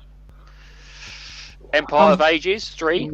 I was I going don't know. I looked at this. Is that actually coming to Xbox? Because it's been advertised for PC and cloud No. only. Just PC. Just PC. And cloud. It's been advertised for. Yeah. No. I thought it's Age of PC Empires- only. Age of Empires is PC only. Oh, is Yeah, it? I'll go I down. thought. Sorry, I must. Yeah, I I'm thought on- it was cloud either. So I'm okay. on Season No. Gaming's website and I'm going down because I'm sure that's what they wrote down. Wait a minute. Age of Empires. Sorry. No, it says Age of Empires 4 arrives on PC and cloud on October 28th. Yeah. That's what Season Gaming's wrote Yeah. down. No, Yes. PC only. Well, But it might you be tell on. Ainsley. Tell might be Ainsley on. he's wrong. It might be on cloud PC. That's what it Yeah. might be then. Yeah. Yeah. Ah, You can't yeah, play- yeah. Imagine you putting can't- that on your phone touchscreen. Which game? Age of Age of Empires. Empires. Oh no! Oh, sorry, no. I was saying no. I thought we were still talking about Among Us. Sorry. I'm looking forward to playing Hades and Somerville Yeah. and 12 minutes. That they look like good ones to play. Definitely Hades. When I first seen it, I thought it's finally coming. Hades, I can try it. I had a gut feeling it was going to come, but I couldn't. I was like, They got listed for PS4, you see, in America, and then everyone kind Yeah. of thought, well, it's going to come to Xbox as well. But I didn't see it coming. But that will be a good one to try. It will. No, I must admit, Hades is looks at it. It just looks like a great game. I'm glad it is coming to the Xbox. And Ascent. I think for me, I mean, Back 4 Blood was a pleasant surprise. I wanted it in there. Yakuza Like a Dragon being available today, it's a personal wish that's been fulfilled. And as I said, the show gets a 10 out of 10 for me on that basis. But guys, we're getting it today. It's amazing, really. And Hades, shout out to the Indie Gamer again. As I said to him, I hope it comes out to Game Pass, and now I get to try it. Because it's difficult. I don't have a PC to be able to try all these games. Halo, I thought had a really good outing today, and it's promising. That's what I can say. Among Us was another surprise. Outer Worlds 2 being exclusive. I mean, I'm a massive admirer of Obsidian. I can't wait for that game to come out. Forza PGG never failed to impress. 12 minutes, obviously. But I think the biggest miss that I think that Phil's made and Xbox has made and hiccup that they've made, that they didn't go out and capture or get a hold of a Harold Halibut on an exclusive basis, which is kind of disappointing. I'm just kidding. It looks a brilliant game though. Do you want to put the trailer? Should I put the trailer on? Yeah, if you want. Yeah, I don't know if everybody knows what Harold Halibut is, but since I've seen that game, I can't stop thinking about it. And Planet Lana, those two games. That's stop motion, isn't it, VJ? You got to look at it animated because I think it's right up your backside. No. Right up your backside. Yeah, right up my back alley. Yes, agreed. But did you see there was one? There was something I watched the other day. Harold Halibut, and the other one was Planet Lana. They're the two. You see, are they both stop motion? No. No, there was a stop motion one I saw the other day. There was an interview. I'm not sure if it was on Summer Games Fest or the pre-show to Summer Games Fest where you saw them actually doing the stop motion. That was Harold Halibut, yeah, I think it was. Was it really the girl in the red dress? No, that's another game. No, that's another game. That looked absolutely fucking brilliant. I can't remember what it is. This one actually reminds, because I've actually got a stop motion game that looks remotely similar to this, but this looks like it's taken it to another level. I'm trying to think what it's called, but I'll bring it back to it. But there is a few stop motion games out there for you to play, but this just looks like it's taken it to another level, because I saw how this was being made and how they are using, the AIs to also capture the voices and the faces. Yeah, do you know? You're right. Indy's right. It was from the Day of the Devs I was watching. That was it. Can you remember the game that it was called? Indy, please. Sorry, Removable. Yeah, because this studio that's making this game originally wanted to make a movie, and so they're actually a stop motion movie studio, and so they wanted to make a movie, and instead of making the movie, they moved to gaming because they thought the budget may be cheaper because they couldn't raise the funding to make a film, and then they found out actually making the game is probably just as costly as making the movie, but they've ended up making the game and a movie combined, I guess. But brilliant, I think. The quality that we're seeing on screen, because I'm just actually watching something called Unity Berlin. I don't know if it's in German or not, but I'm going to watch that after the show. It's about a 40-minute making of, like a GDC conference of how they've actually created this. I love watching it. And the fact that, and I was saying to Indy, after watching the showcase from Summerfest and then watching the indie one, I thought in terms of the quality of the writing, the music, and the voiceover cast and the directing of said cast, these indie games are coming in at the same level, if not going ahead of mainstream video big budget games. It's just incredible. It is. This is a blend of stop motion and computer AI, if I remember correctly, looking at it. It's taken stop motion to another level, and you can see that in just the quality of this. As you said, also the narrative perspective is also top tier as well. It really stood out. Phenomenal. I mean, the game. I love the art style on this game. The game I was talking about is called Vocabulantis. And there was a massive interview on Day of the Devs where they showed you how they were made, the stop motion stuff, and it's all hand built sort of studio work and things like that. And honestly, it looks absolutely amazing. So just like this, you saw them actually, doing a marble granite for the flooring, so they could then put the walls in and then put the actual. It's crazy, really, how stop motion is and how they've taken it. What we would have seen in like the 80s or 90s as stop motion, Jason and the Argonauts. We're used to that. Us old guys are used to that sort of stop motion. How it's now progressed to this sort of level of. And fantastic design. It just reminds it always stop motion always reminds me of Wallace and Gromit, no matter what. Oddman Studio. Yep. Did anybody see Planet Lana? No, I didn't. Yes. I didn't. Yes. It was. I don't know. I'll take it away, Removable. Tell me what you thought. I thought it was phenomenal. It was beautiful. Absolutely. Honestly, type it into the YouTube and showcase it off. It is a beautiful visual design. I was like, at first I was trying to work out what it was. Planet Lana. LANA, planet, and Just have, two a, words. just have a look in the chat. The yeah, LLANA, I think. It's a visual feast.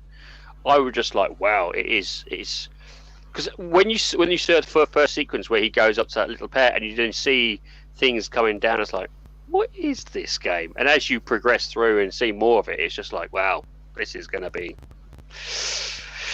This is another. It's another one on the list, isn't it? It's another backlog. I've got so many I want to try out. I'm really looking forward to that. As I said to you, I think Xbox management team have really missed the trick by not getting Harold Halliburton as an exclusive title for Game Pass. Just kidding. This is it. It's a cat. Meow. It is a beautiful art style.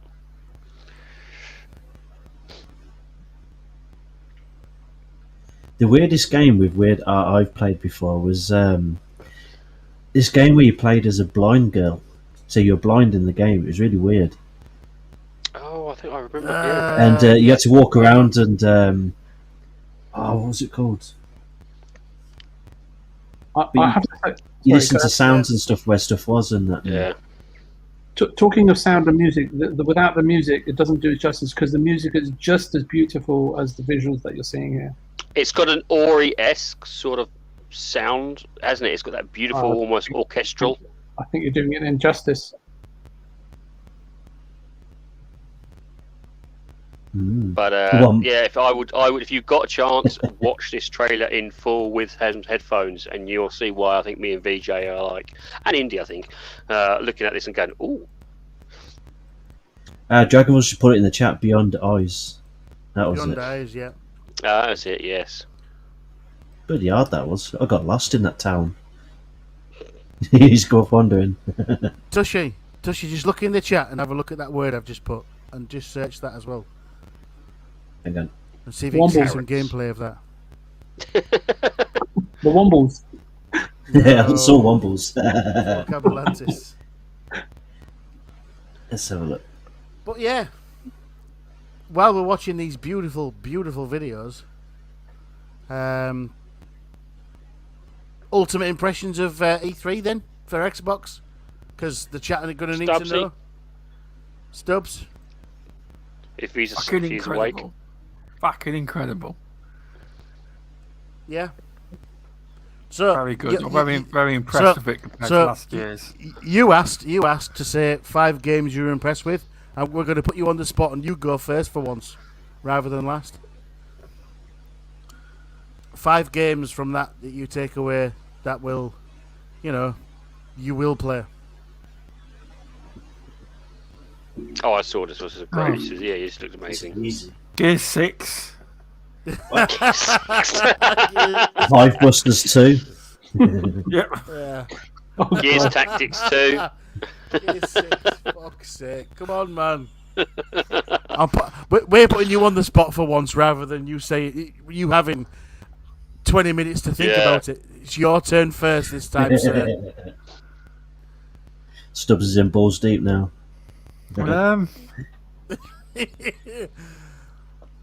It's not good going first, is it?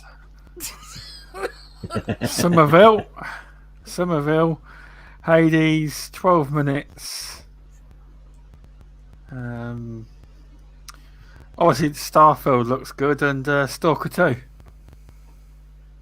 I have the list out on my phone actually, so it's quite easy going down the list. Go. Easy, easier than I thought. Halo was good visuals on this game as well, but I've been waiting for a lot of them games like 12 minutes, and I've been waiting to try Hades for a while, hoping it would come to Xbox eventually. This looks great. And S.T.A.L.K.E.R 2, I didn't expect to see any gameplay. I didn't even think it would be at this E3, because last time they showed you some kind of trailer on the guy's teeth, didn't they? So I didn't think the game was ready at all. Not in capacity to show you. Obviously, they were tricking everyone, weren't they? In preparation for this. But yeah, it looks very good, that does. There's still more. Not the remember? fact I've never played Stalker bloody 1, so I'm gonna have to look this game up. Can you get it on the console? No, it's PC. Stalker 1. Oh, okay. Well, I can't then. It's a massive Tushi PC game. can. Well, this is another thing. They say Stalker 1's on PC. I wouldn't be surprised if that also gets slightly adjusted to be put on. Think about it. It'd be a missed opportunity not to put Stalker 1 on the Xbox as well. Because you are right, because if there's obviously a story, you ain't got a clue what's previously happened unless they play a little video showing you. This is a separate story, isn't it? So does it make no difference? I think so, yes. They couldn't put it halfway through a story. No, you are right then. Fair enough. But they could have easily just give you a little brief video at the start to explain it. But that's a lot of info that is to give somebody. Masuko says Stalker 1 is so old that it should work with pretty much any PC that starts. Really? Is it that old? Even my potato mum might play it then. Well, who's next? Test that, though. Who's next for the top 5? Who's next top 5? EJ. Yeah, hello. Top 5. I was just going to say, overall, as I said to you, I thought the show was a 10 out of 10. Xbox really did, I think, dispel past issues and sort of dispense with all the criticism that they've taken to a degree, because I understand, because removable sanity will pull me up and say, hang on a minute, we've still got to see the games, we've got to get gameplay, and I totally get that, right? And it's always important to play it safe, but got to have someone who's cynical. But no. But hey, you know what?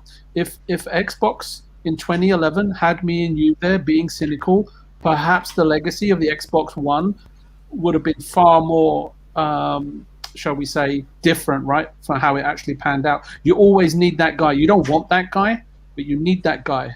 And a lot of businesses don't have them, and that's why they don't do too well.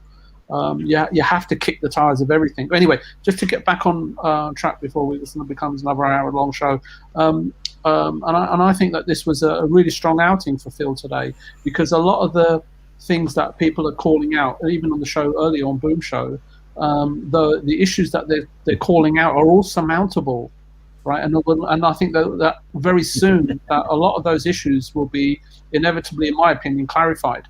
And counter to a lot of minuscule nitpicks. But anyway, in terms of the games, it's obviously Yakuza Like a Dragon. I thought I can't wait to play that, but I don't know if that's the sort of question you're asking.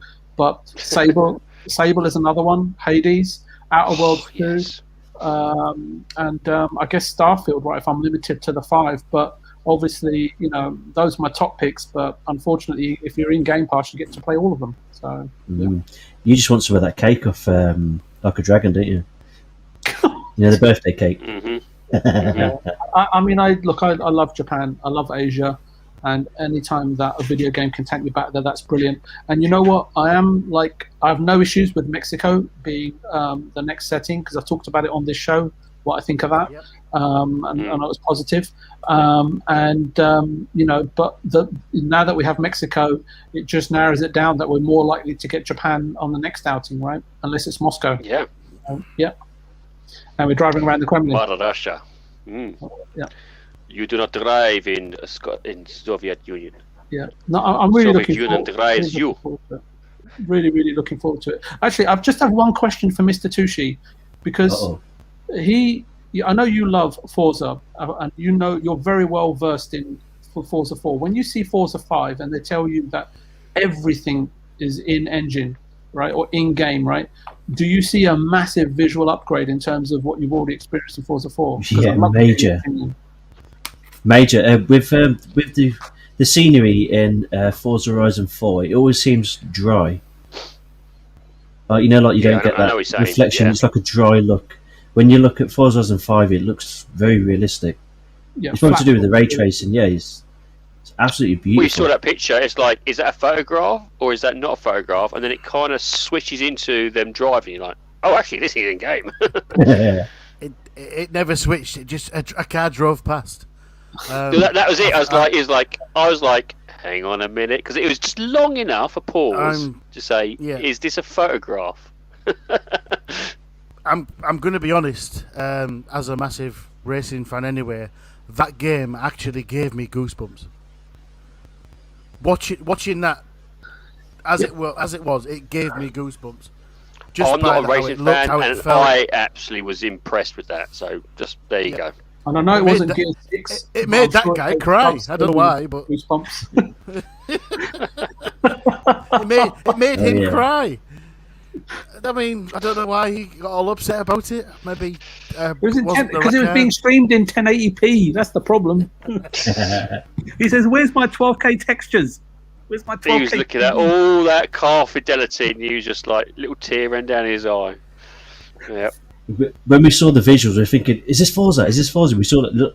We kept looking and looking. Then next minute, as soon as it came on the car, that's when the tears just gone. Then I was so happy. Here's this one game that I've really wanted for a long time now, and it's here. It's coming. Since 2018. 145 days. So who's is it my turn for top 5? Go on. Yep. Let's have it. Why not? See, the guy below is him down there. He's ruined my opinion on things. He really has, because we concentrate so much lately on community game night. It's always a case of, oh, this will be really good for community game night. Oh, this will be really good. So I'm gonna stop thinking about what will be good for our community game night, and I'm gonna go selfish. Okay, so I could probably give you a top 15. I'll be honest, and Tushi will say the same thing, because how many videos did we see, dude, that come up and we thought this would be great for community game night, didn't we? We discussed it live there and then. So I'm gonna go selfish, and I'm gonna go obviously Starfield, because I'm a big fan of Bethesda anyway. So Starfield.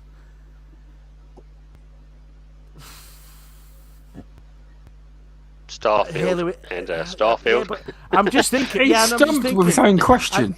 He's stumped with his own question. I'm stumped whether I want Halo Infinite for me or Halo Infinite for me play with people. So I'm gonna go Starfield. I think Contraband is going to be my thing when it comes out. I'm just guessing. I really Far Cry 6, because I'm in the middle of Far Cry 5 right now. That's 3. Outer Worlds 2 and Forza Horizon 5. They would be my top 5, and followed closely by Halo Infinite, just because I'm going to play that with so many great people on community game night. VJ's pulling away currently in the little. You know he's put it on for you, don't you, VJ? Oh, what's that? You're always bringing up Del Boy references. Oh, it's great. Thank you. Did you see it, VJ? Oh, yeah, I see it. It's wicked. I just see a load of one-legged turkeys being left in his wake. Dragon Wolf was screaming his head off in this. Oh, fucking hell. You got some great pics there, animated, you know? Thank you. I think they're really, really good. I loved the Outer Worlds trailer, but it wasn't serious. The devs did this. Basically, this big monster might be in the game, it might not be in the game. You know. Oh, I absolutely loved that. The way they took that and gone, yeah, well, it might be a game. The devs can't be bothered to do any gameplay because they've not done any gameplay. They can't show you anything other than this because they've not done nothing. That was my could you digital? Could you recap your picks for Indy? Sorry, animated. Just put in the chat. Can you retell them your picks? What again? I think he missed it. You should have been, well, Indy, you should have been bloody well listening, shouldn't you? Everybody else got them. Indy, it's a good job I bloody like you, sir. So, for Indie Gamer, Starfield. Gear 6. Starfield. Grand Theft Auto 7. No, Starfield. Now. Okay, no, Starfield. Contraband, because I think that's going to be a very secret sort of. That's going to be a hit. I don't know why. I've got them feels. Mm-hmm. Far Cry 6. Was Outer Worlds 2 and Forza Horizon 5. Hopefully, Indy got them this time. She's no saying one more time. No, that's it. Done. Sealed. Done. Thank you very much. Oh, Shizno, thanks for stopping in. I just noticed. Well, cheers for stopping in, mate. I do believe it is removal of sanity's turn to pick, isn't it not? Yeah. It is. I could give you, the amount I've seen, the amount of games I've seen in the last week, even after the Xbox presentation of what I'd like to play is just there is That's so for many. Wednesday's show. I'm going to ask you all from all the shows you've seen, all the indie game showcases. Well, I etc. can't be there, can I? Oh yes, you're right there. I forgot you're not on Wednesday. Yeah, exactly. There is so many games that I really want to play, from the indie titles who are absolutely killing it with the actual titles I want to play, to the ones that are coming out now. To say top 5 is going to be tough. I will go with a couple, because I could do another top 5 for indies. I could do a top 5 for for any other games. It's just there are so many. I'm nervous now because there's going to be so many in my backlog, but I'll quickly put 5 together in no order really, because to be honest with you, these are just off the top of my head. I would definitely say Scarlet Nexus, Replaced, Eiyuden Chronicles. I would also go with Horizon 5. Looking at that, it looks absolutely amazing. And I think for another one, I will go with Hades. And that is really just the top of my head, because to be honest with you, there's too many. I literally want to play every single bloody one of them. It's interesting. It's interesting that no one mentioned Flight Simulator.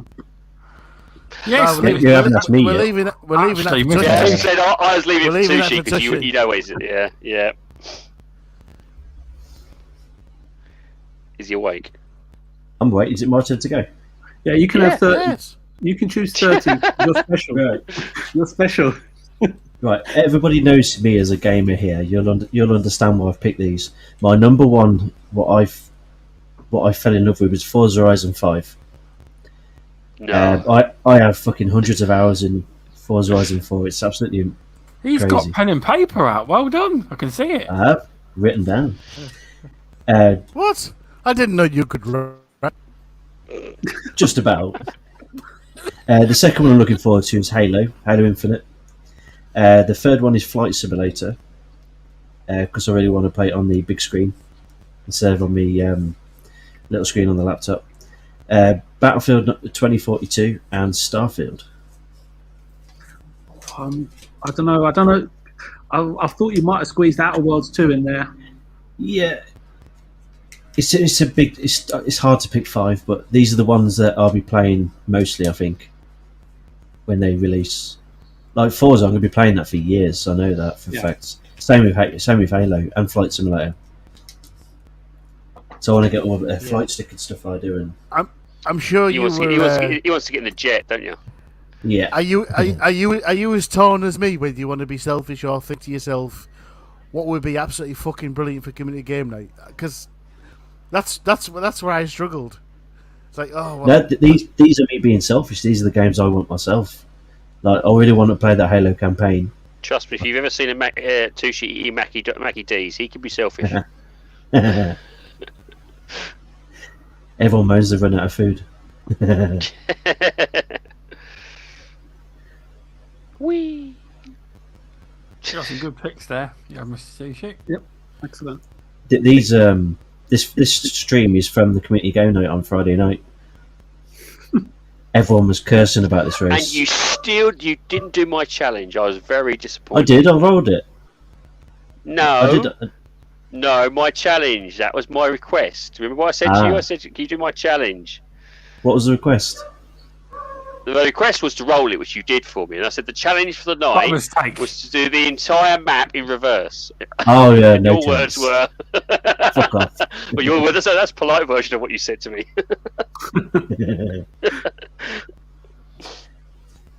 Yeah. Regarding my list of games and stuff is, I can see people who know me as a gamer. They can probably see why I picked them ones. There he goes, Dragon Wolf. Pain in the arse, this race. He loved it really. Thing is that this Reliant Robin I've got, it's got I think about 900 horsepower, but it only weighs 400 kilo. It's absolutely insane. It reaches over 200 miles an hour. Really? Oh yeah, but as soon as you turn, it's on its fucking side. That's it doesn't turn. It's just because it's set up for drag racing as well. As soon as it turns, the rolling challenge was done pretty quickly then. It was. Well, actually, there has been in real life. Someone has put a Ferrari engine in a three-wheeler, and they actually used the entire back chassis for the engine, and they managed to fit one seat in for the actual drive.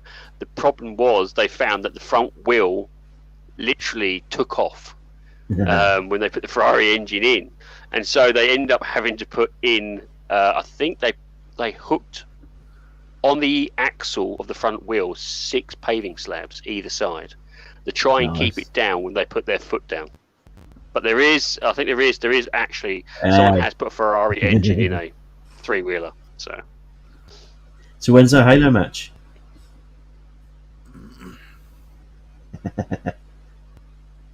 Stubbs. We do need to arrange that, we do. See, look at this game, for example. Look all these races on screen. Are you still hiding from that? Are you still hiding from that? Yeah, he is. Stubbs, come on, man up, get yourself in, and just be defeated. It's fine. We won't think any less of you, sir. Do you know why I didn't come to community game night Saturday? Because I haven't played Gears in 2 months, and I'll get me Same arse. with us. That's why. It's been lots and lots of months since I've played, so. Oh, here it comes again, look. Here it comes again. You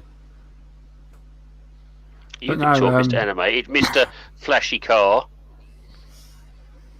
What? Jumped on stream, and all I see with Animated was it a Porsche or a Ferrari you flying around in? Yeah, well, I wasn't flying around. Fucking hell. I was stationary when I was trying to stream, so. Yeah, I had some issues. I think I've Future game show starting. I've figured the issue that was stopping my stream. Hopefully. What was it? Yeah. But anyway, it's been a good show tonight. One for the background, sir. What was the problem in the end? Nah, don't worry about it. We'll discuss it. We'll discuss it after this. In the DMs. Yeah, we'll discuss it afterwards. It's fine. I think I know what it was. But no, overall, it seems everyone had a good time with the Xbox Bethesda Showcase. It wasn't quite how people thought. A lot of people were talking. Well, it's obviously going to be Xbox, and they're going to hand it over to Bethesda to end it. Now, that's not quite how it went. But Phil only came out. A lot of people were going, "Where the hell's Phil?" And even I thought Phil's not going to be coming. And then he appeared at the end. He did. And a lot of people were disappointed. He was there. Oh, well, yeah, you say yes. But remember, FanFest will be streamed live, and what you watched was a video playing. The Xbox and Xbox Showcase was a video. It was premiering. It wasn't actually being done live. It was all nicely edited together. It was a video. Not the FanFest wasn't. No, the FanFest wasn't.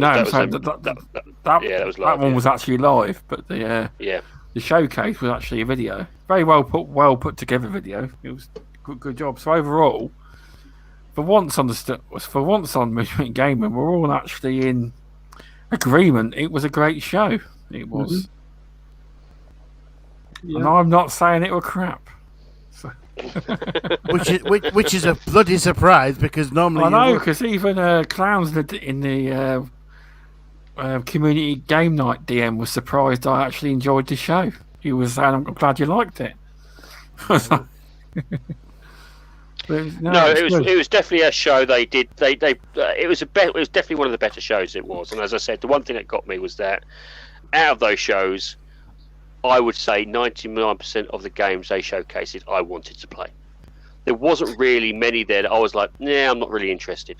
99.9 of them I was like, I want to play this, I want to play this, I want to play this every single time. Even with the CGI, it's like, well, that looks interesting. Oh, I want to see the gameplay, but I'm still interested in it. There was always something there that was interesting to me. Yeah, because a lot of people were like waiting for Fable, and then he like reels it off. Well, we're still working on Fable, working on State of Decay, and we've got. But he acknowledged the games are being worked on. You don't have to show stuff, do you? Because he's got this policy. If it's not like 2 years out or so, he won't. They won't show it. And obviously, that's what he went with. It is. I still in debate whether Starfield will actually come out next year, but I don't think it will. But we will have to see. Just when you put alpha build, but then again, it could be ready. It could be ready. Why would you put a date on it? You don't want the Halo Infinite crap again, do you? Where you miss your launch date. Probably, probably something for another show. Not right now. Yes, however, it is. It is. It's Midweek, been it's been in development since 2000.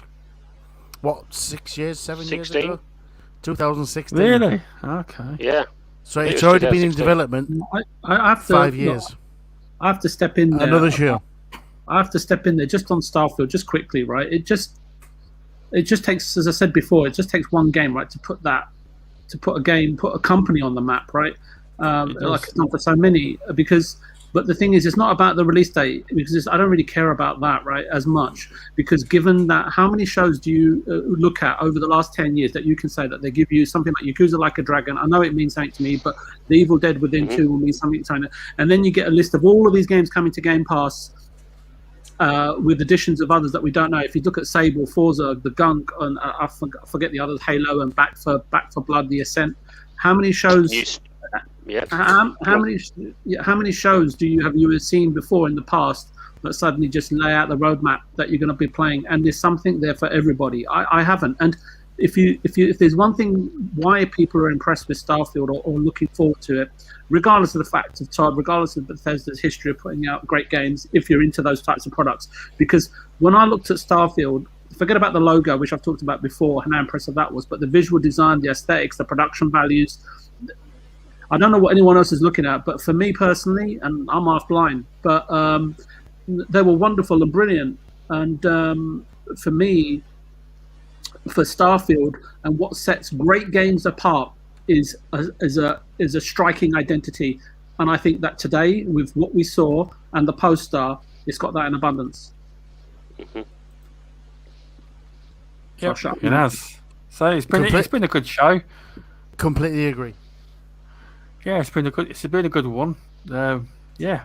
It's 10 out of 10. If you're still complaining at a point like this in time, when devs are having it time, we really are in an age where we have an abundance of riches. We really do. Just go switch on. There are more games tonight than I have time to play. Yeah, exactly. They've covered all bases. All that variety of games. He's got more. There's even kids games like Animated pointed out. There's everything. I was going to say Removable's got more kids than he has games. But anyway, thank you, Mr. Removal Sanity, for asking your other half if you can have the night to come on the show. It's been good. Yeah. It has. No, thank you very much for having me again. Yeah, I will try and jump in on a regular basis. Unfortunately, a newborn does take up a lot of my time now, and I can't leave it all to the wife. She'll kill me otherwise. But it's been great again to come back on here and just chat with you guys. I must admit, you don't really appreciate how much you miss having a chat with your fellow friends and gamers until you are off for a long period. So it is appreciated. Yeah, no, it's been good to have you back on Animated. We do miss you every week. I know you probably don't think we don't, but we do. Removable, you mean? You said Animated. We sound so much alike? I've been removed already. Animated, you've taken over. Haven't. I mean, Do we animated. sound so much alike? I mean, it's not removable. It's not. I'm It's not the tired. first time this. It's not the first time this has happened. Removable. Maybe we sound not exactly the same. I'm not I sure. reckon, yeah. We're never. You've noticed our faces are never in the same room. Are we not just the same person? I'm actually a soundbar on Animated's desktop. You don't really know that. All you are is a reverb. Yeah. So yeah, we do miss having you on removable sanity. Yes, they We do. Much appreciated. Okay. Thanks for coming on, Animated Evil. It's been good. Are you sure you mean me? No, I mean Mr. Tushi. Oh, that happens as well. Yeah, thank you very much. I appreciate it. It's been fun. Like I said, I was so psyched. Hopefully, I've entertained a little bit, and that's all I can say. For my outro, I suppose, the best thing to do is find me on Twitter, animated_evil. You will find me on various shows, including this one, Midweek Gaming, and others. So please, hit me up on Twitter. Find out what I'm up to. It's a lot better than listing the things I'm involved in. Yeah. Thank you, Stubbs. Thanks. Wait a minute, someone's popped in just to say goodbye. That's right. Cerebral's popped in to say goodbye. Okay, the show can start now. You guys ready? Yeah, let's go. Hey, Paul, I'm good for a couple of hours, dude. You want to go for it? Might listen to Stubbs snoring. Stubbs might be snoring throughout, but we could go for it if you want. Good morning, Xbox. Took a little longer than we thought. I actually did plan on being here too, but yeah. No, fine. Thanks for coming on, Paul. It was really good of you. Yeah. Do you know what? I have loved it. It was okay. Loved it. It was all right. Loved it. Great show. I have to say, shadow of a doubt, I can really appreciate Paul's input tonight. It was absolutely sublime. It was. And It was incredible. I thank you from the bottom of my heart, sir. 11/11/2021 or 2022 is all I got to say to that. So there you go. Paul's coming. Paul told you so. Paul, I've got one thing to say to you. One thing to say. And yes, it's exclusive.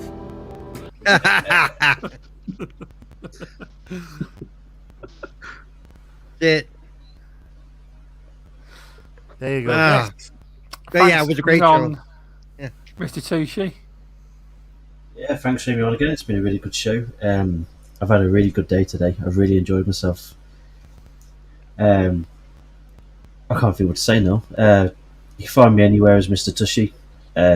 Easiest place to find me is on Twitter. I'm on there all the bloody time. Community game night this week. We haven't discussed what games yet, but one game is Sea of Thieves, which should be fun. That's about it. Yeah, thanks for coming on. Yeah, and we'll have a chat. We'll have a chat about that tomorrow, Tush. Yeah. Yeah. Yeah. Yeah. And I'm up in 4 hours. So. Sorry. No, you're fine. Don't worry. And VJ, thanks for coming on. I know you're probably sick of talking about Xbox conference now because No. you've now done about 5 hours worth of talking, haven't you? No. I really appreciate you having me on, and it was really good to hear Paul's thoughts and opinions today. And as I said, I just looking at the square inch production, the square inch that we managed to observe of Starfield, I thought it was incredibly brilliant and striking, and you can just see the amount of love, right, and money poured into the square inch that we got to see. It was phenomenal. But yeah, thanks for having me on, Stubbs. It's really great to be here, and especially with Removable joining us again. It's been too long, and it's kind of felt like the show's been missing something when he's not about. And thanks for popping in, Paul. Yeah, great fun. I just thought I'd pop in and say hi. Let's see if we were behaving ourselves. Do you know what We else did was missing miss from you. the show? We didn't discuss about the mini fridge. That's going to be a Christmas present. I can guarantee it. Hopefully. Yeah, Cybergot was just reminding me in the chat. That made me laugh when Yes. he said Xbox and chill. Special shout out to Xbox and chill. Cerebral Paul. I've enjoyed your thoughts and opinions tonight. I haven't disagreed with any of your opinions tonight whatsoever. Wow. I've been very positive tonight. I haven't been negative really at all. So you slept through the entire show? No, I'm good. Yes, pretty much. Good show. Somebody's playing with his toys. Stubbs. Yeah, me. No, it was me. Sorry. Not me. It's me. I'm off for I'm Anyway, off now, thanks. guys. Yeah, right. Thanks for coming on, guys, and thanks, chat. Cyber Gunter, Masuku, Dragon Wolf, loads and loads of Indie Gamer was here. He's animated. Shizno, just loads of people. Thanks for stopping in. And if you happen to download us on the podcast network like Apple iTunes, Apple Podcasts, please leave a 5-star review. It really help, and share the show out whether it's on Spotify, YouTube, whatever. It was a great show, and we will see you Wednesday, 5 p.m. EST, 10 p.m. British Summer Time, and 2 p.m. PST. See you all Wednesday. It's nice. Play games, It's nice. have fun, wherever you do it.